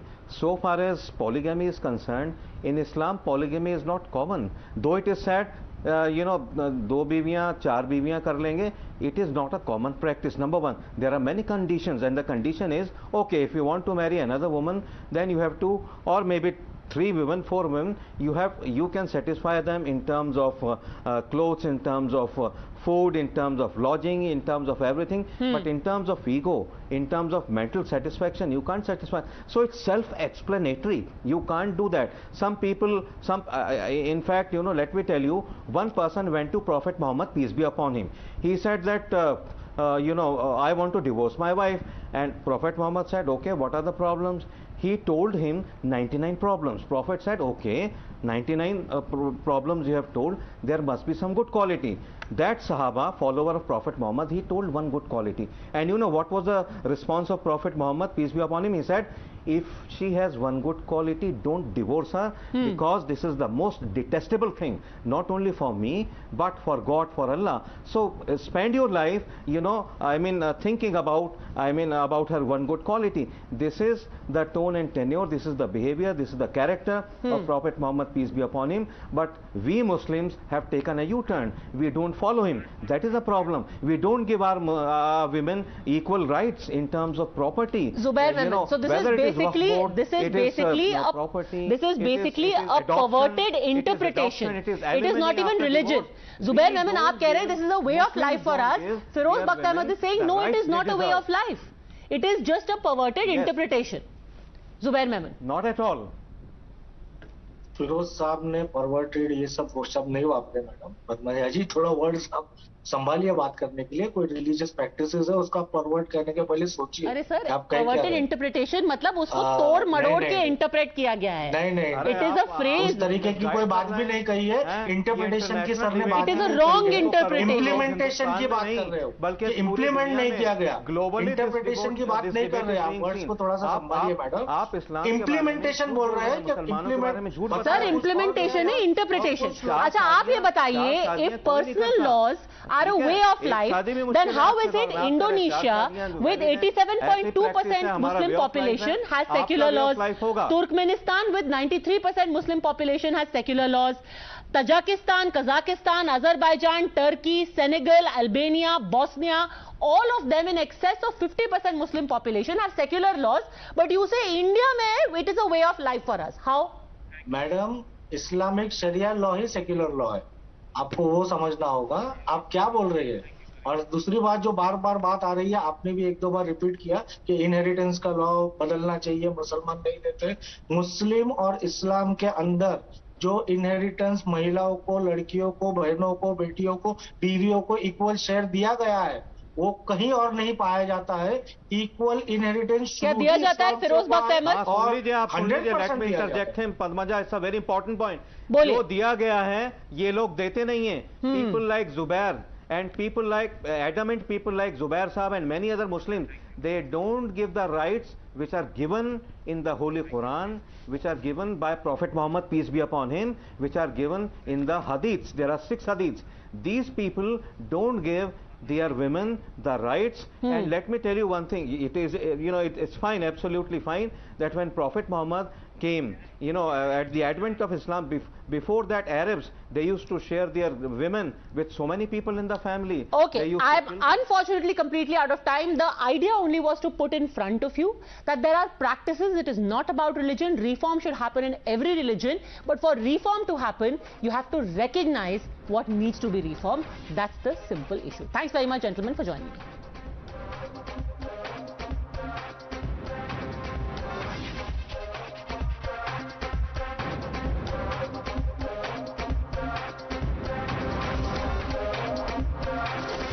The News Hour at 10 will be right back after the break.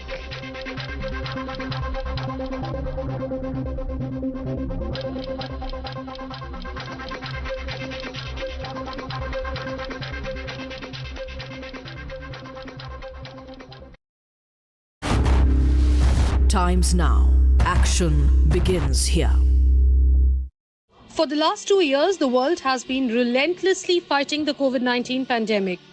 As the countries across the globe prioritize vaccinations to keep the next wave of COVID at bay, India also rolled out precautionary jabs this year to achieve herd immunity against the virus. While COVID has not risen substantially in India in the last few months, the pandemic has not yet faded. India has remained on guard, but vaccination among children remains low and is significantly less talked about.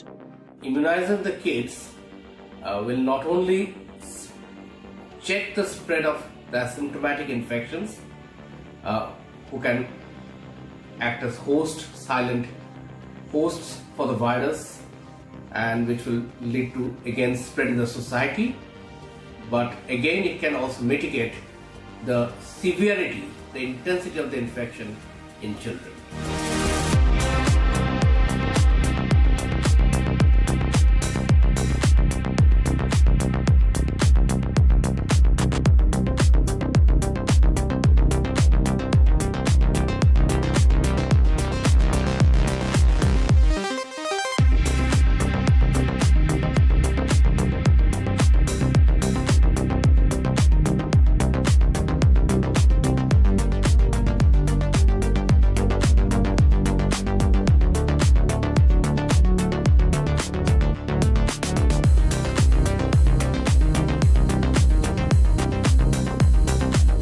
Now that the schools have reopened, it is very important that the children are vaccinated.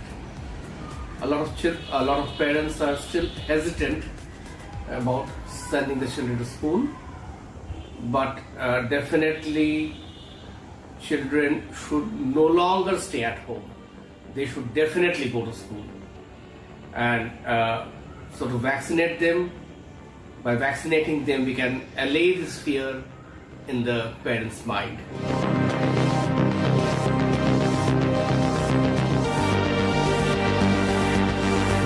Almost 40% of pediatric deaths below the age of 20 years were in the age group of 0 to 9 years.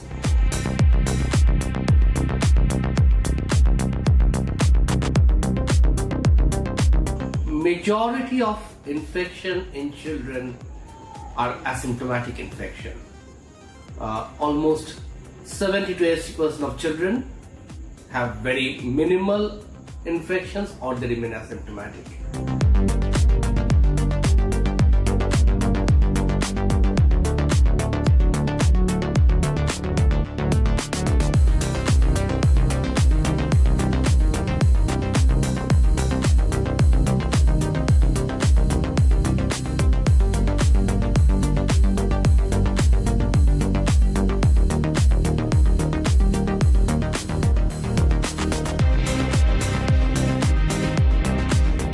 Want to check the spread of the virus. Almost 60 to 65% of the adult population has been fully vaccinated with the successful ongoing vaccination program. So if you want to take up the figure to a much higher level, say 80 to 90%, it is important that the children are advocated the vaccine, and that is possibly the only way to end this pandemic.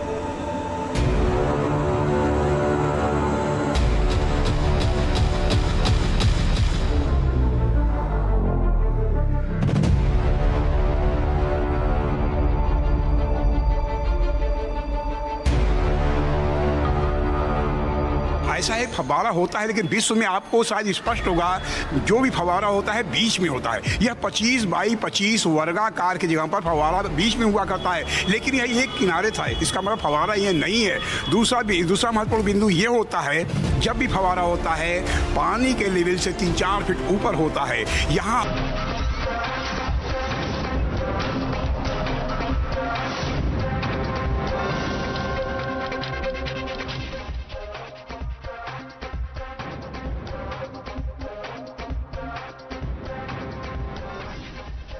Good evening and welcome. You're watching the Newshour Agenda, India's most loved primetime show at 10 this week as well. I'm Padmaja Joshi. Today, Assam Chief Minister Himanta gave a very interesting twist to the entire debate on the Uniform Civil Code. While attempts at getting the UCC are usually seen as an attack on Muslim personal laws and the community as a whole and trying to impose Hindu majoritarianism, the BJP leader today said that people who will actually benefit the most from abolition of personal law are Muslims, because then they will also be rid of the discriminatory and dehumanizing practices that come associated with certain aspects of the personal law. अगर मियाँ और बीबी एक साथ रहने का समय तक जो भी आप प्रॉपर्टी एक्योर किया था उसका 50% अधिकार वाइफ को दीजिए, नंबर 1। नंबर 2, आप 3 शादी मत कीजिए, एक शादी कीजिए। नंबर 3, अगर आप पिता हैं तो मुसलमान महिलाओं को, मुसलमान बेटियों को बेटा का समान आपका प्रॉपर्टी में अधिकार दीजिए। बट इनहेरेंटली मुझको कोई मुसलमान क्वेश्चन नहीं करता है कि आप क्यों हमको 3 बेबी शादी करने में मना किया है। सब तो उल्टा बोला है कि दादा आप अच्छा बोला है, लोगों को ये 3 शादी नहीं करना चाहिए। तो actually our views and Muslim common people views are same. So is there food for thought here? True, most religions do have practices that are outdated and even distasteful. But why is there a reluctance to accept that some laws need to be changed and voluntarily reformed? Isn't it actually the best way forward for the community itself? You're watching the News Hour at 10, debate number 1 on Times Now, Super Prime Time.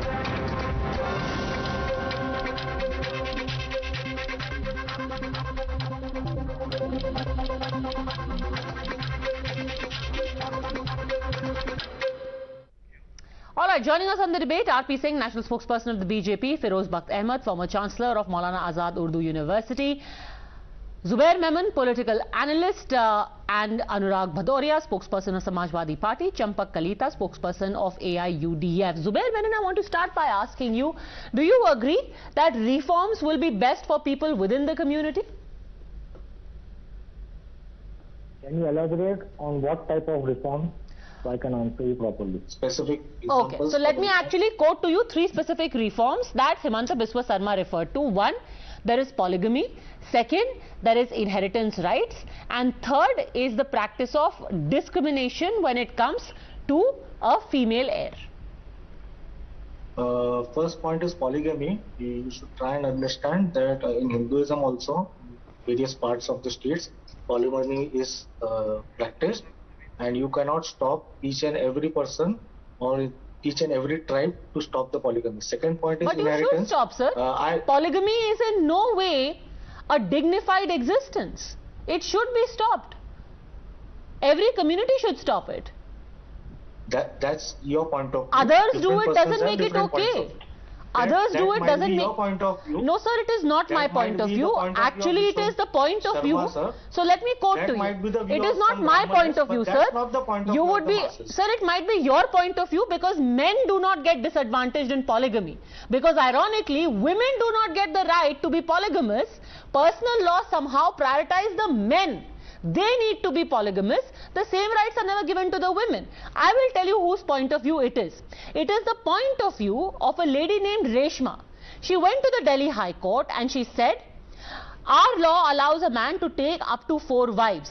This 28-year-old lady said, the action of my husband, Mohammad Shoaib Khan, is unconstitutional, illegal, arbitrary, harsh, inhuman and barbaric.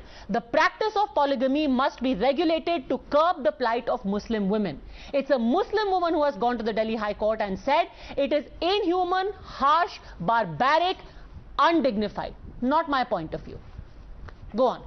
If you pick and choose a random case, it cannot be a explanation. अगर हिंदी में कहे तो वो एक वजह नहीं बन सकती है एक एक्ट बनाने के लिए, क्यों बंद करने के लिए। क्यों एक महिला को अनडिग्निफाइड, हार्श, बारबैरिक, इनह्यूमन, उनका 4 साल का बेटा है। Her husband Mohammad Shoaib Khan, listen to this, her husband Mohammad Shoaib Khan in January 2019 married her, subjected her to domestic violence, cruelty, harassment, dowry demands and then took another wife.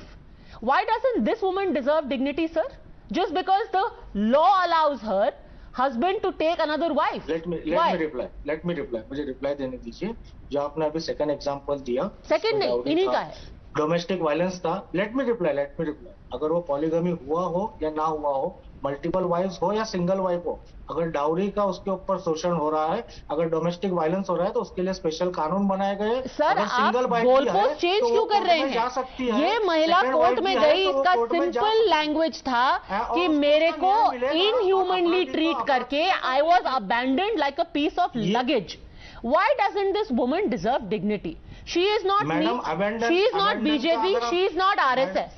She is a Muslim woman who is saying, I want reform because it benefits me. I want personal laws to go because it benefits me. Let me reply for the abandonment. Abandonment पे आप जाएंगे तो हमारी एक भाभी गुजरात में भी है जिनको भी ऐसे ही अबैंडन किया गया है। तो ऐसी बहुत सारी महिलाएं जिनके ऊपर अत्याचार होते हैं, उसमें polygamy is not the only reason.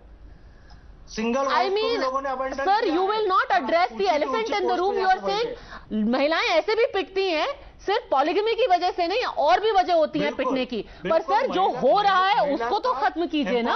होना जरूरी है। अरे जुबैर साहब, इसको तो खत्म कीजिए।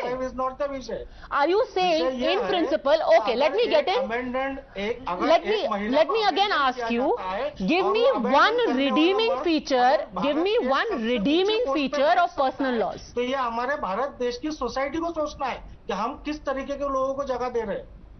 अबैंडमेंट जो आप बता रहे हैं कि अगर कोई वाइफ को अबैंडन कर देता है और उसके ऊपर कोई भी चीज की कार्रवाई नहीं होती है, और आपका वजह बोलना है कि polygamy is the only issue, तो मैं इसको अपोज करता हूं मैडम। सर आप मेरे को ये बताइए ना कि मुस्लिम पर्सनल लॉ का एक रिडीमिंग फीचर आप बता दीजिए जिसकी वजह से आप कह रहे हैं कि नहीं जी होना ही चाहिए, इसके बिना तो मतलब जग सूना। रिडीमिंग फीचर बताइए।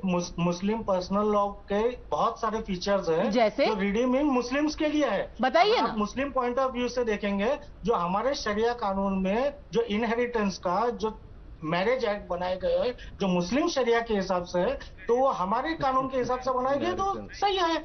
अगर हमको एज अ मुस्लिम जिंदगी गुजारनी है तो जो इनहेरिटेंस का राइट है, जो मैरिज का राइट है, जो मैरिज के कानून है, वो हमारे हिसाब से चलते हैं। मतलब हम किसी के ऊपर एज अ मुस्लिम मैन आपको जिंदगी गुजारनी है, क्योंकि Muslim women are not included in your. हमें अपने तरीके से गुजारनी है, मतलब एज अ मुस्लिम मैन आपको जो गुजारनी है, because Muslim women do not agree with you. Inheritance laws Muslim men के फेवर में है, मैरिज लॉज मुस्लिम मैन के फेवर में है। आपको ये बात नहीं फिरोज बख्त अहमद, ओके, उनको जैसे जिंदगी गुजारनी है फिरोज बख्त साहब, उनके लिए ये जरूरी है। Okay, go on. उनके वे ऑफ लाइफ के लिए ये जरूरी है। Firoz Bakht Ahmed. All right, am I audible? Yes, you are audible, go on sir. Yes, I was listening to my learned friend mister Zubair and continuously he is speaking. Zubair साहब थोड़ा सा सब्र तहम्मुल से काम लीजिए। Now she has asked me the question, just bear with me, ठीक है?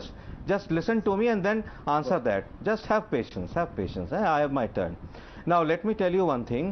In fact, I was shocked to smithereens to listen to Zubair साहब when he said that polygamy is something which is accepted according to Muslim personal law. I mean, it's all humbug. It is because of these laws, it is because of such people who are now, arguing for polygamy, who are arguing for for the rights which are actually not given to Muslim women. He talked about inheritance, Quran and Hadith. These two, scriptures give inheritance, equal rights to women, Muslim women. But the problem with Muslims is they are not ready to give the rights to their women, and that's why we talk about uniform civil code, that's why we talk about common civil code.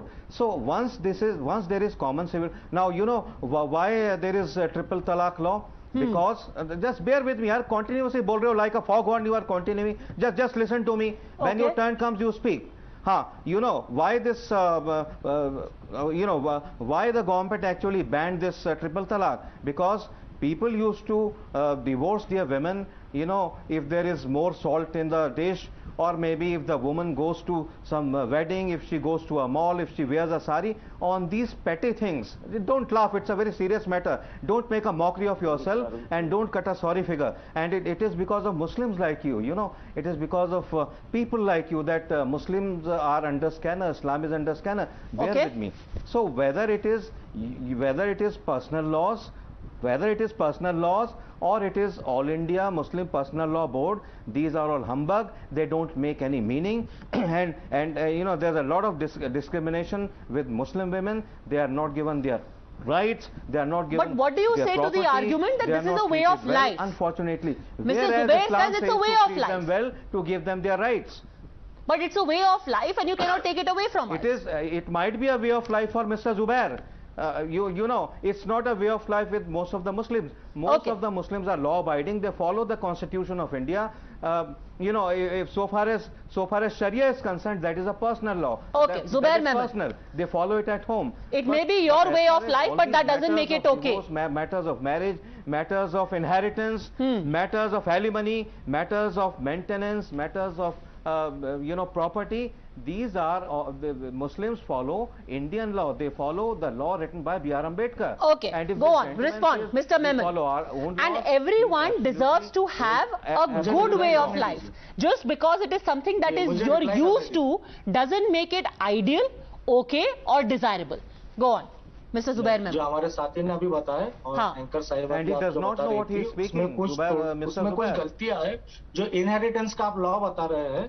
तो all Indian Muslim personal law के हिसाब से भी, मुस्लिम personal law के हिसाब से भी मुस्लिम महिलाओं को इक्वल शेयर मिलता है. लड़कियों को इक्वल शेयर मिलता है, लड़कों को इक्वल शेयर मिलता है, औरतों को इक्वल शेयर मिलता है. और सभी भारतीय को वो कानून मानना है. ये बिल्कुल गलत बता रहे हैं आप. What is आपको फिर उसकी जानकारी नहीं है. Most of the Muslims don't know about it. They don't know what is AIMPLB. ये आपकी सोच है. अगर मालूम हो या ना हो, उसको उसी कायदे से चलना पड़ता है. The worst platform that is harming the cause of Muslims. Muslim Personal Law Board should go out of system. It should be banned by the government because it is the most harmful body that is putting Islam and Muslims under scanner. Okay, sir, WhatsApp university ये बहुत आसान होता है कि आप हर चीज को, ये WhatsApp यूनिवर्सिटी का ज्ञान है.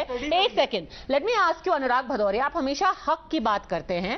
2017 में भारतीय मुस्लिम महिला आंदोलन ने एक सर्वे किया और उसमें उन्होंने सिर्फ 289 महिलाओं का सर्वे किया, 289 who were in polygamous relationships, and asked them about their physical, mental, emotional and financial status, and these women said कि हमारी ये हालत है कि despite having mental trauma, we are financially dependent and we cannot get out of abusive relationships.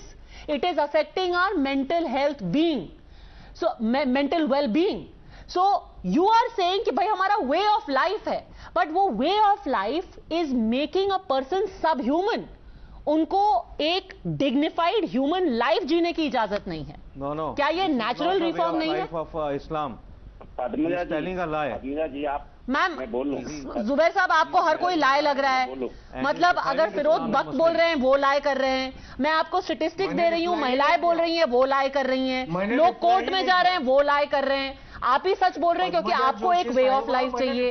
आपको वे of life चाहिए ना, दूसरे के ऊपर क्यों थोप रहे हैं वो वे ऑफ लाइफ? या फिर दूसरों को भी वही अधिकार दीजिए.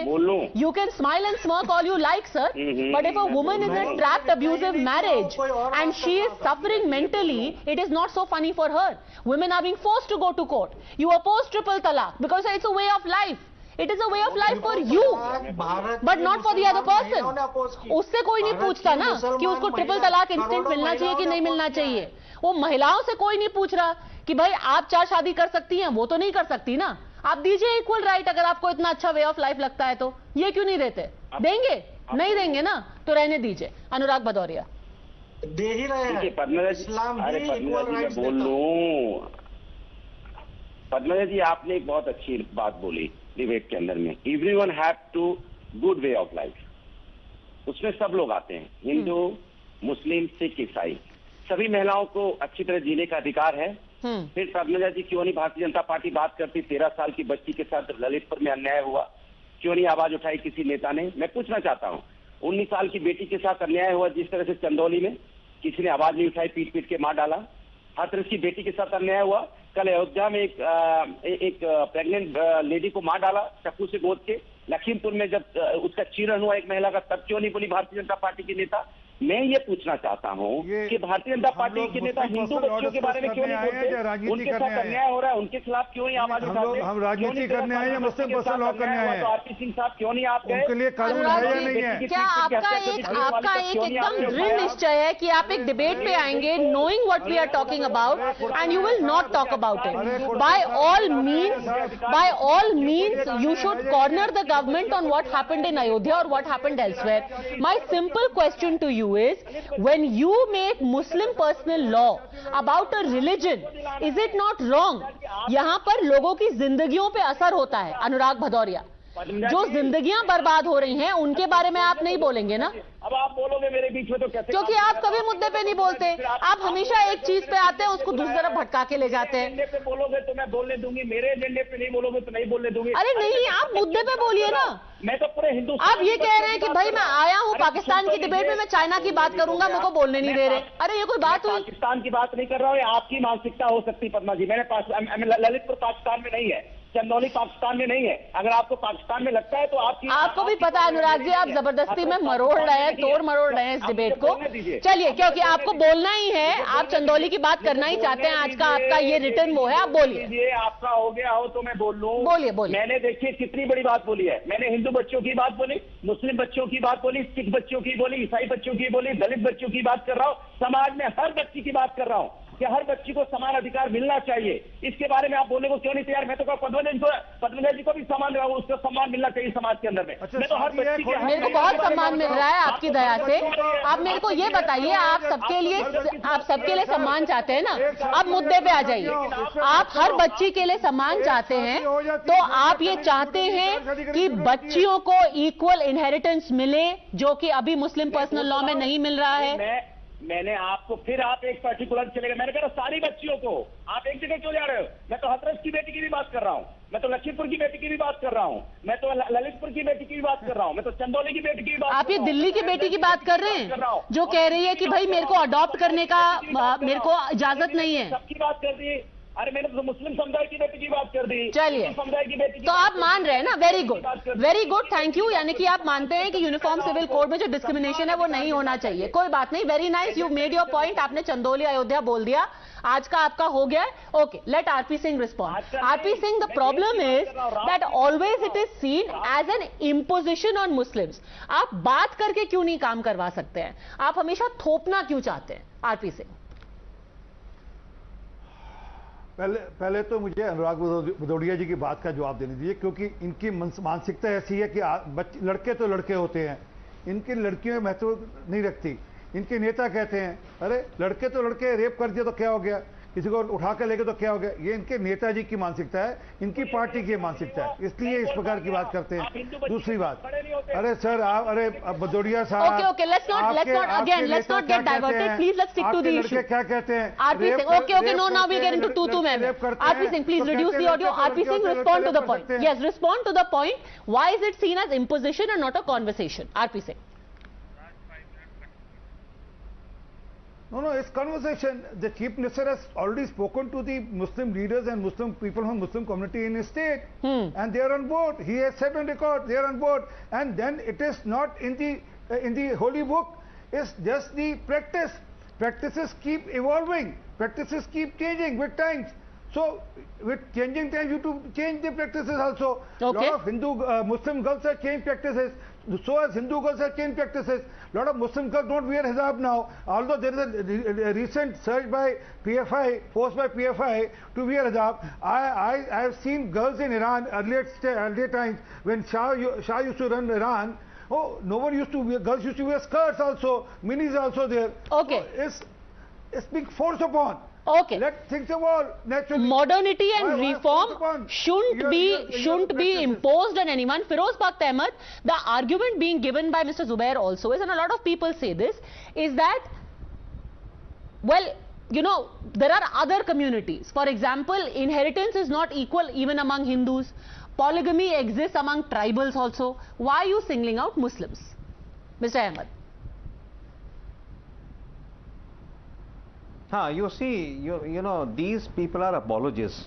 you know, whenever, you know, something is pointed towards them, then they start pointing their fingers on the other religions where they find nothing. They cut a sorry figure. Now, let me tell you one thing. So far as polygamy is concerned, in Islam, polygamy is not common. Though it is said, you know, दो बीवियां, चार बीवियां कर लेंगे, it is not a common practice. Number one, there are many conditions, and the condition is, okay, if you want to marry another woman, then you have to, or maybe 3 women, 4 women, you can satisfy them in terms of clothes, in terms of food, in terms of lodging, in terms of everything. But in terms of ego, in terms of mental satisfaction, you can't satisfy. So it's self-explanatory. You can't do that. Some people, in fact, you know, let me tell you, one person went to Prophet Muhammad, peace be upon him. He said that, you know, I want to divorce my wife. And Prophet Muhammad said, okay, what are the problems?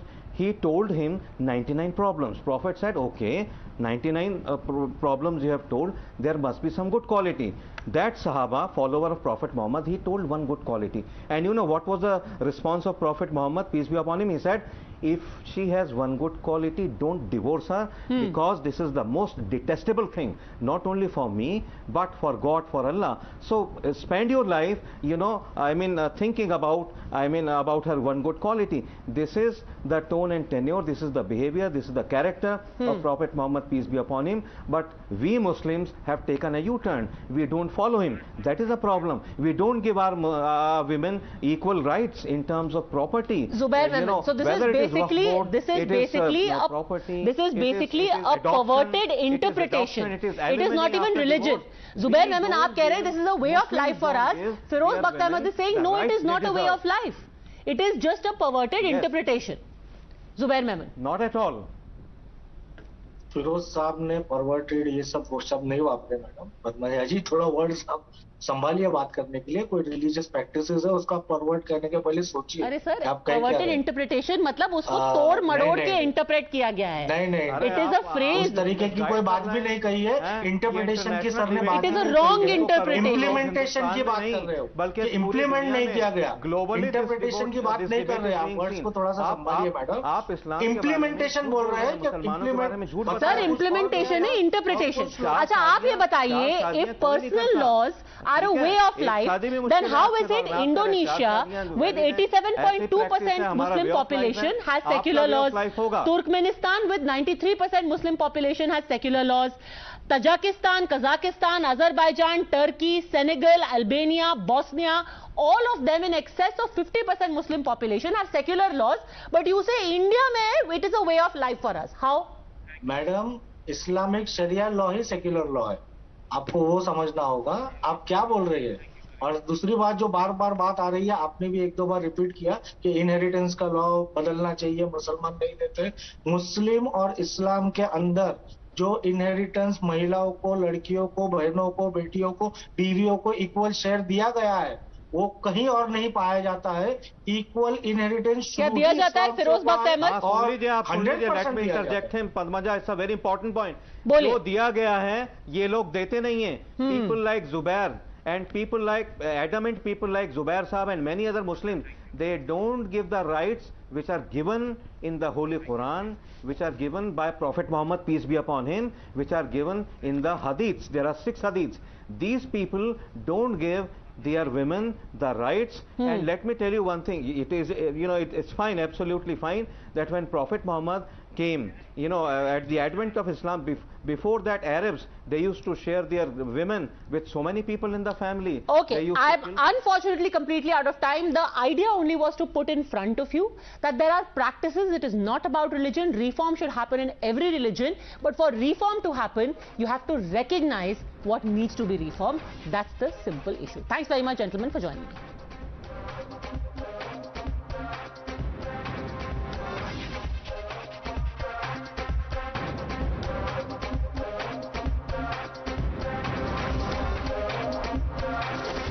The News Hour at 10 will be right back after the break.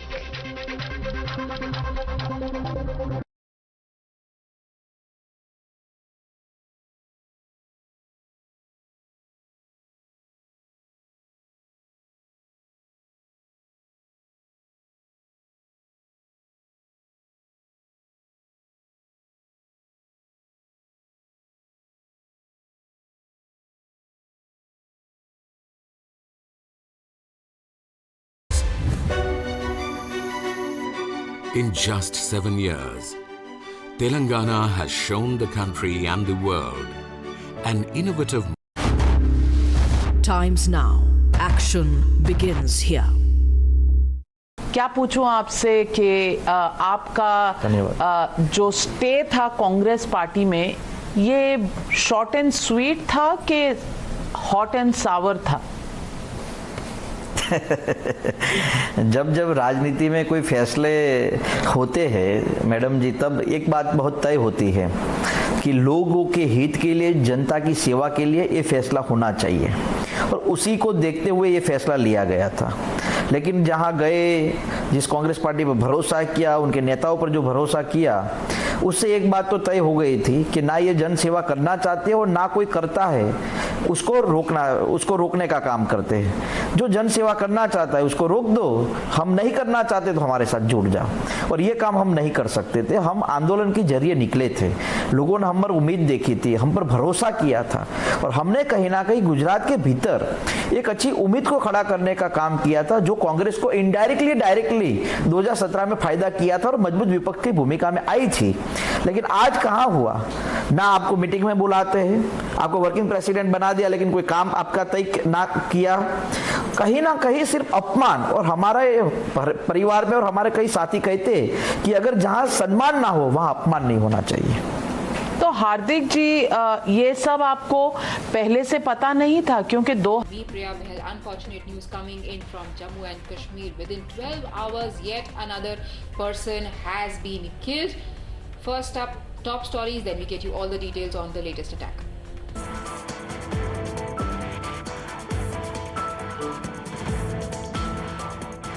Manager shot dead by terrorists in Kulgam. Second targeted killing in 72 hours. A resident of Rajasthan, Kumar, had recently joined his posting.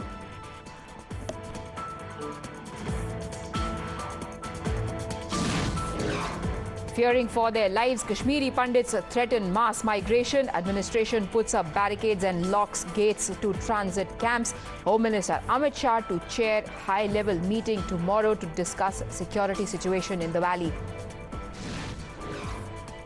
Days after Moosewala's death, after his security was pruned, Aam Aadmi Party government to restore security cover for all 423 VVIPs gets a rap in the knuckles from High Court for removing security without proper assessment.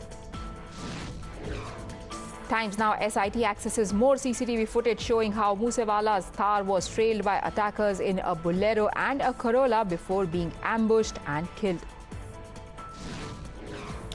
Facing heat over Satyendra Jain's arrest, Aam Aadmi Party chief's sensational claim. Kejriwal says centre now plans to frame and arrest Deputy Chief Minister Manish Sisodia next.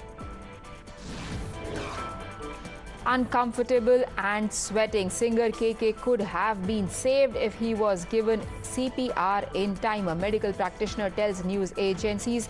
Medical exam also reveals death after massive cardiac arrest.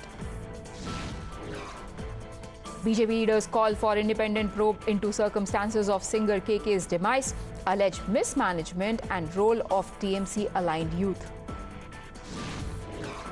Assam Chief Minister bats for equal rights for Muslim women, backs 50% share in property, says men must follow monogamy and seek only legal divorce, not talaq.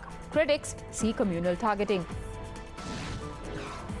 PFI masquerades as a charitable society, but fans hate in India. Details from Enforcement Directorate dossier show it received masked funding from China-linked firms, ran terror-training camps in the Gulf, and hit squads to target RSS workers. Influential Patidar leader Hardik Patel joins the BJP. Congress prospects jolted ahead of Gujarat polls scheduled to take place later this year. And breaking developments coming in: the unfortunate attack, second within 12 hours, targeting people from outside of the state working in the valley. 2 non-locals have been shot at in Chadura in Budgam district. One of them later succumbed to his injuries. They were fired upon by terrorists in Magrepura area.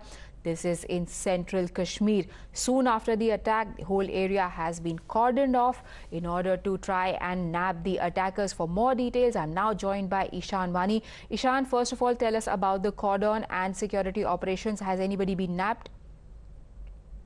Well, I have been pointing that out earlier as well. Whenever such kind of attacks take place, these people try to get as soon as they generally use pistols to carry out these attacks. But yet again, another attack unfolding. This is the third attack which has unfolded in a short span of time. Now, remember, Budgam is where Rahul Bhatt was killed. It's the same district, and Chadura is the same tehsil where this attack has taken place. Now, government is on the back foot. A very, very bad situation for the government because they have been talking about protecting minorities, non-locals in Kashmir Valley, but that doesn't seem to be implementing on the ground, because regularly now we're seeing the targets are being hit, non-locals are being targeted.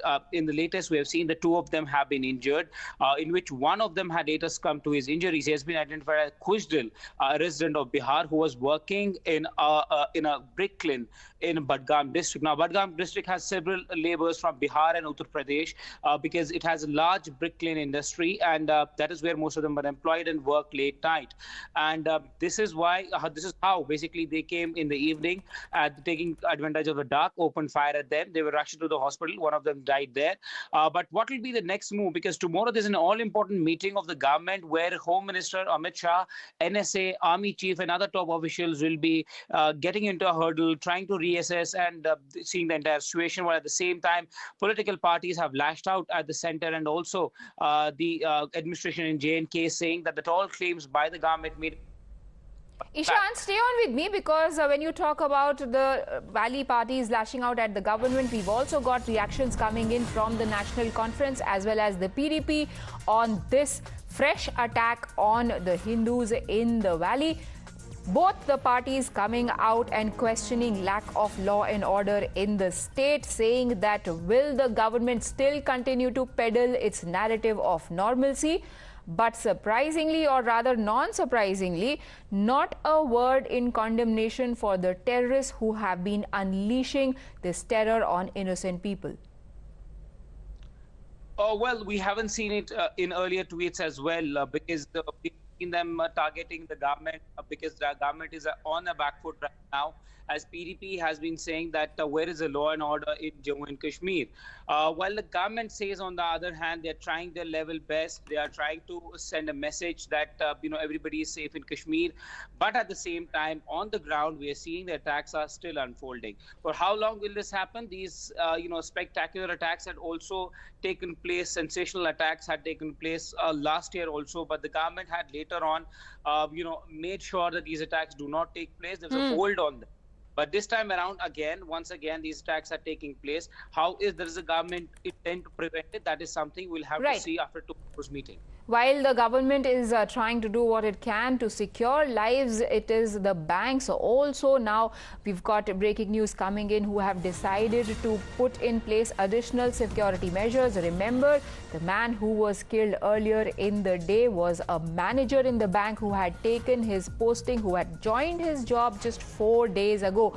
Now the bank has issued safety measures to be adopted for minority staff employees working in Kashmir. Ishan, run us through what are the details of these measures? Well, it's very important given the fact that banks also has a sizable number of minorities. That is why bank has come out with this advisory where its staff has been asked to be alert, and also there should be skilled armed guards to prevent any such attacks.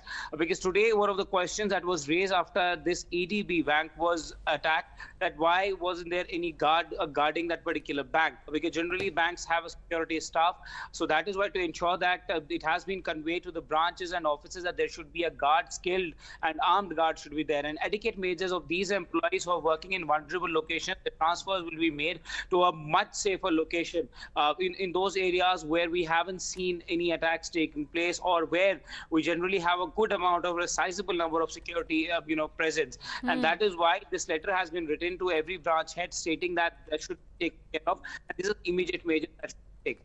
Right. Thank you, Ishan, for joining us with those details. Tomorrow will also be a very important day because Home Minister Amit Shah is going to hold an all-important high-level meeting reviewing the security in the state. We'll keep our eyes out for that as well, because this attack could also be an audacious attempt to send a message to the center challenging the law and order situation. Thank you, Ishan. But moving on to the death that happened earlier in the day. Another Hindu murdered for his religion. Now he is the 12th person in 36 weeks who was killed.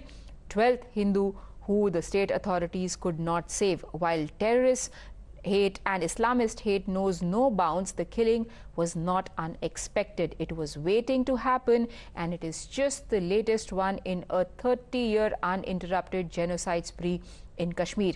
Chilling CCTV footage of the attack shows a cowardly terrorist stealing into the bank, surreptitiously whipping out his gun, loading it and firing 2 rounds directly at the employee Vijay, who lost his life. His grief-stricken father reveals the hopes and dreams of the young life that has been brutally cut short by hate.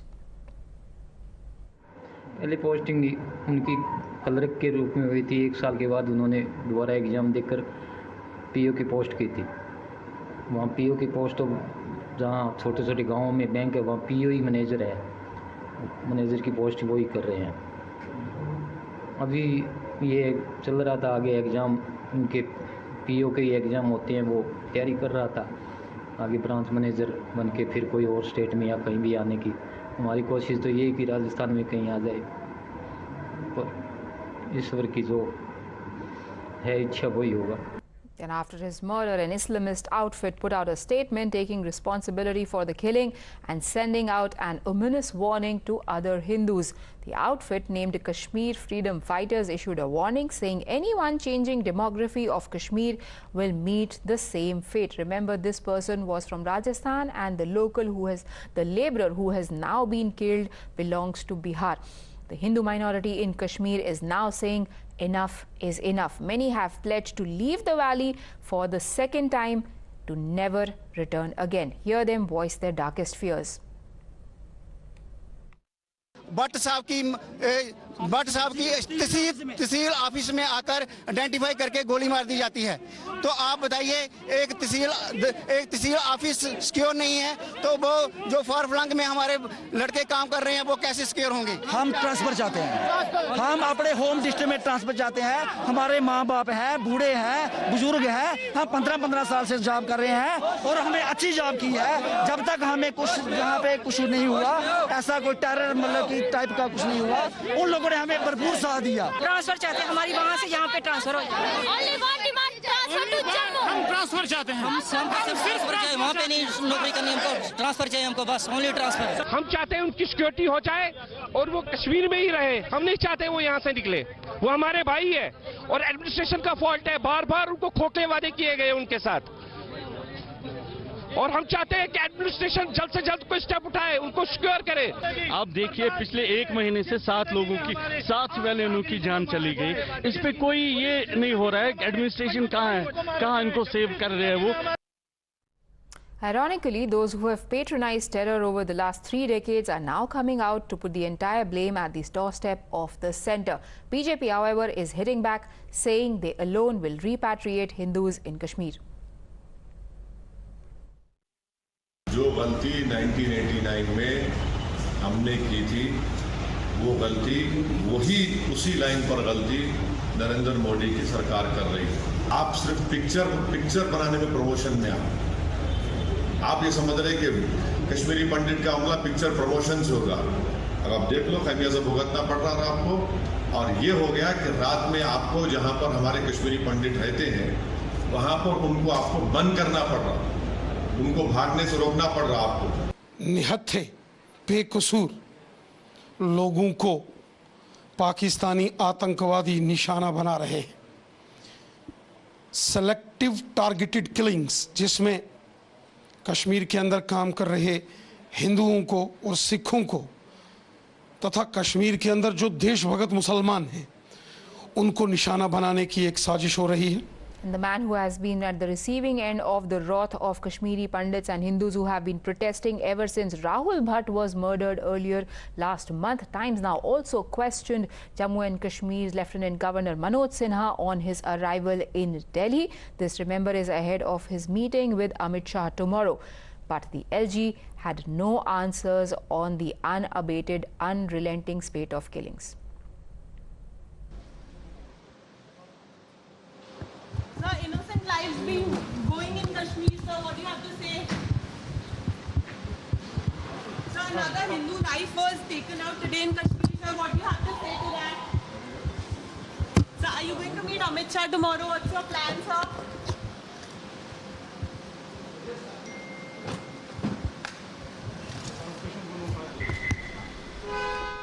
Now shifting focus to another story that has been making headlines even a day after singer Krishna Kumar Kunat, better known as KK, was laid to rest. He died soon after performing in a crowded concert in Kolkata 2 days ago. And even before the embers of his pyre were to cool, a flaming controversy has started over the circumstances of his demise. The BJP has sought a CBI probe into his death, alleging that it was a result of carelessness, if not conspiracy. The Saffron Party has also insinuated a political involvement in the event where KK died. In a letter that has been shot off to the Union Home Minister Amit Shah, BJP MP Soumitra Khan has said that there are 7 questions that he wants to pose, asking why was the stadium overcrowded? Why was the event allowed to happen when the air conditioning wasn't fully functional? And why did TMC leaders accompany KK's body for the post-mortem but BJP leaders were denied access? With the death shrouded in questions and conspiracy, is a CBI probe the only way out? Obviously, first of all, the organizers, they are the most responsible person. और यहाँ पे जो हमें पता चला है कि TMC के जो छात्र परिषद के जो यूनिट है, लोकल यूनिट, वो इसके ऑर्गेनाइजर थे. उनके तरफ से पूरी अनदेखी की गई, भीड़ जुटाया गया, कैपेसिटी के ज़्यादा 7,000 लोगों को घुसाया गया, ऐसा क्लेम आ रहा है. और एसी भी नहीं काम कर रहा था, ऐसा वीडियो फुटेज सोशल मीडिया में बहुत आ रहा है. तो पूरी तरीके से ये एडमिनिस्ट्रेटिव फेलियर है. It's very unfortunate that, BJP kind of jumps into everything. And we've mentioned that this before also, that why do they politicize every issue? And why do they try to malign Bengal in every issue? So why is it, I've said it before and I hate to say it, but it's actually politics over a dead body, just like a vulture. Remember, Times Now also told you yesterday how multiple lapses took place during the event. At several occasions, the singer could be seen uncomfortable and sweating. When the crowd got out of control, a fire extinguisher was used to arbitrarily shoo away people. Subsequently, questions were also raised about why KK was not taken immediately to a hospital when he showed obvious signs of discomfort. Now, doctors are also weighing in on the issue. A medical practitioner has told PTI on the condition of anonymity that KK could have been saved only if he was administered CPR in time. The doctor says that the singer had heart blockage in the left main coronary artery and several small blockages in various other arteries and sub-arteries. Excessive excitement during the live show caused stoppage of blood flow that led to cardiac arrest that eventually claimed his life. As a result of these blockages, KK fell unconscious and had a heart attack. If CPR had been immediately given, the artist could have been saved, which raises questions about whether criminal delays led to KK's eventual death. Remember, soon after KK experienced discomfort, he was not taken to the hospital. Instead, he left from the venue for his hotel. CCTV footage from the hotel that has been accessed by Times Now shows him stopping for a selfie with a fan. Minutes later, he had passed away. His last rites were conducted today in Mumbai. And moving on to another story of death and controversy surrounding it. Just days after Punjabi singer Moosewala was murdered In open daylight, the High Court of Punjab and Haryana has turned into Maan-led AAP government. The dressing down came during a hearing on a petition filed by former Deputy Chief Minister O.P. Soni seeking the restoration of his security cover. Like Moosewala, the former Deputy CM had also lost his cover in a move that the Aam Aadmi Party tried to sell to the public as one intended to put precious state resources to better use. Within days of the announcement and its publicization, Moosewala was brutally murdered. आज court में उन्होंने seal cover में present करा था कि क्या report है, किसके बेसिस पे इन्होंने विड्रॉ करी है। तो उसमें रिपोर्ट तो कमेटी की थी, बट बाकी जो उसके जो सेंट्रल गवर्नमेंट के रिप्रेजेंटेटिव्स और उनकी क्या रिपोर्ट थी वो सब इनके पास नहीं थी। तो स्टेट गवर्नमेंट ने टाइम मांगा कि हमारे पास अभी वो है नहीं, 2 दिन में हम नहीं कर पाए, तो आप प्लीज़ टाइम दे दीजिए। तो कोर्ट हैज़ एडजर्न्ड इट। हमसे तो वो कह रहे हैं कि आपको थ्रेट परसेप्शन नहीं है, हम कह रहे हैं कि है। कल्लूकारा का वो जो 400 बंदे हैं जो और सेकंड लिस्ट निकाली है उन्होंने, उसमें वो कह रहे हैं कि जो 400 बंदों की विड्रॉ करी है वो हमने टेम्परेरीली विड्रॉ करी है क्योंकि हमें गल्लूकारा हो रहा है, तो उसके लिए हमारे को पर्सनल चाहिए। जिस पे हमने बता दिया कि खुद ही सीएम ने स्टेटमेंट दी है कि होम मिनिस्टर अमित शाह जी ने बोला है कि वो पता नहीं कितने 1200 बटालियन भेज रहे हैं। तो सिक्योरिटी आप हमारा जो कॉन्स्टिट्यूएंसी है वहीं तो दरबार साहब है। Now, the High Court has ordered the restoration of security for all the VIPs, 420 odd, who had lost their cover thanks to AAP's deemed arbitrary grandstanding. Not just this, the High Court has also questioned Punjab government on how the list of those who lost their cover was leaked to the media. For good measure, the Aam Aadmi Party has been asked to carry out a proper security assessment as well. Now, Times Now went to Moosewala's residence in Mansa. He was brutally killed just 5 kilometers away from his house. We have spoken to his friends and loved ones. Here is what they had to say about the untimely demise of their loved one. इस वक्त हम मानसा में हैं, उनके घर पर सिद्धू मूसेवाला जहां रहते थे, और इसी घर से जो मेरे दाईं तरफ आप देख सकते हैं, ये उन्होंने अपना नया घर बनाया था जहां सिद्धू मूसेवाला अपने परिवार के साथ रहते थे। यहीं से सिद्धू मूसेवाला निकले थे जब उनकी थार गाड़ी पर यहां से करीब 5 किलोमीटर दूर हमला हुआ और कुछ हमलावरों ने उनकी गोली मारकर हत्या कर दी। जब से ये सूचना आई है और ये पता लगा कि सिद्धू मूसेवाला अब नहीं रहे, उनके लाखों चाहने वाले उनके इस घर पर शोक प्रकट करने के लिए पहुंच रहे हैं। बहुत दूर दूर से जो तमाम लोग हैं वो यहाँ पर पहुंच रहे हैं। कुछ लोग हैं, उनसे भी यहाँ बात करेंगे। कहाँ से हैं जी आप? टूठेवड़ी गए हैं। मूसेवाला की आप हमारे बीच नहीं रहे, क्या आप कहना चाहें, कैसे आप उनको याद रखें? हमारा भरा था जी, वो बहुत प्यार करते हैं उन्होंने, बहुत याद आता जी। आप मिले कभी उनसे पहले? कभी मिले? मिले हैं जी, बहुत बार मिले हैं। क्या युवा, क्या बुजुर्ग तमाम जो लोग हैं वो यहाँ पहुँचे, सर कुछ कहना चाहेंगे? मूसेवाला अब नहीं रहे, सिद्धू मूसेवाला, कैसे आप याद करते हैं उनको, क्या कहना चाहेंगे? बहुत दुख लगा जी मौत ਦਾ ਸੁਣ ਕੇ। बहुत ਵਧੀਆ ਬੰਦਾ ਸੀਗਾ ਤੇ ਉਹ ਗੈਂਗਸਟਰ ਜਿਹੜੇ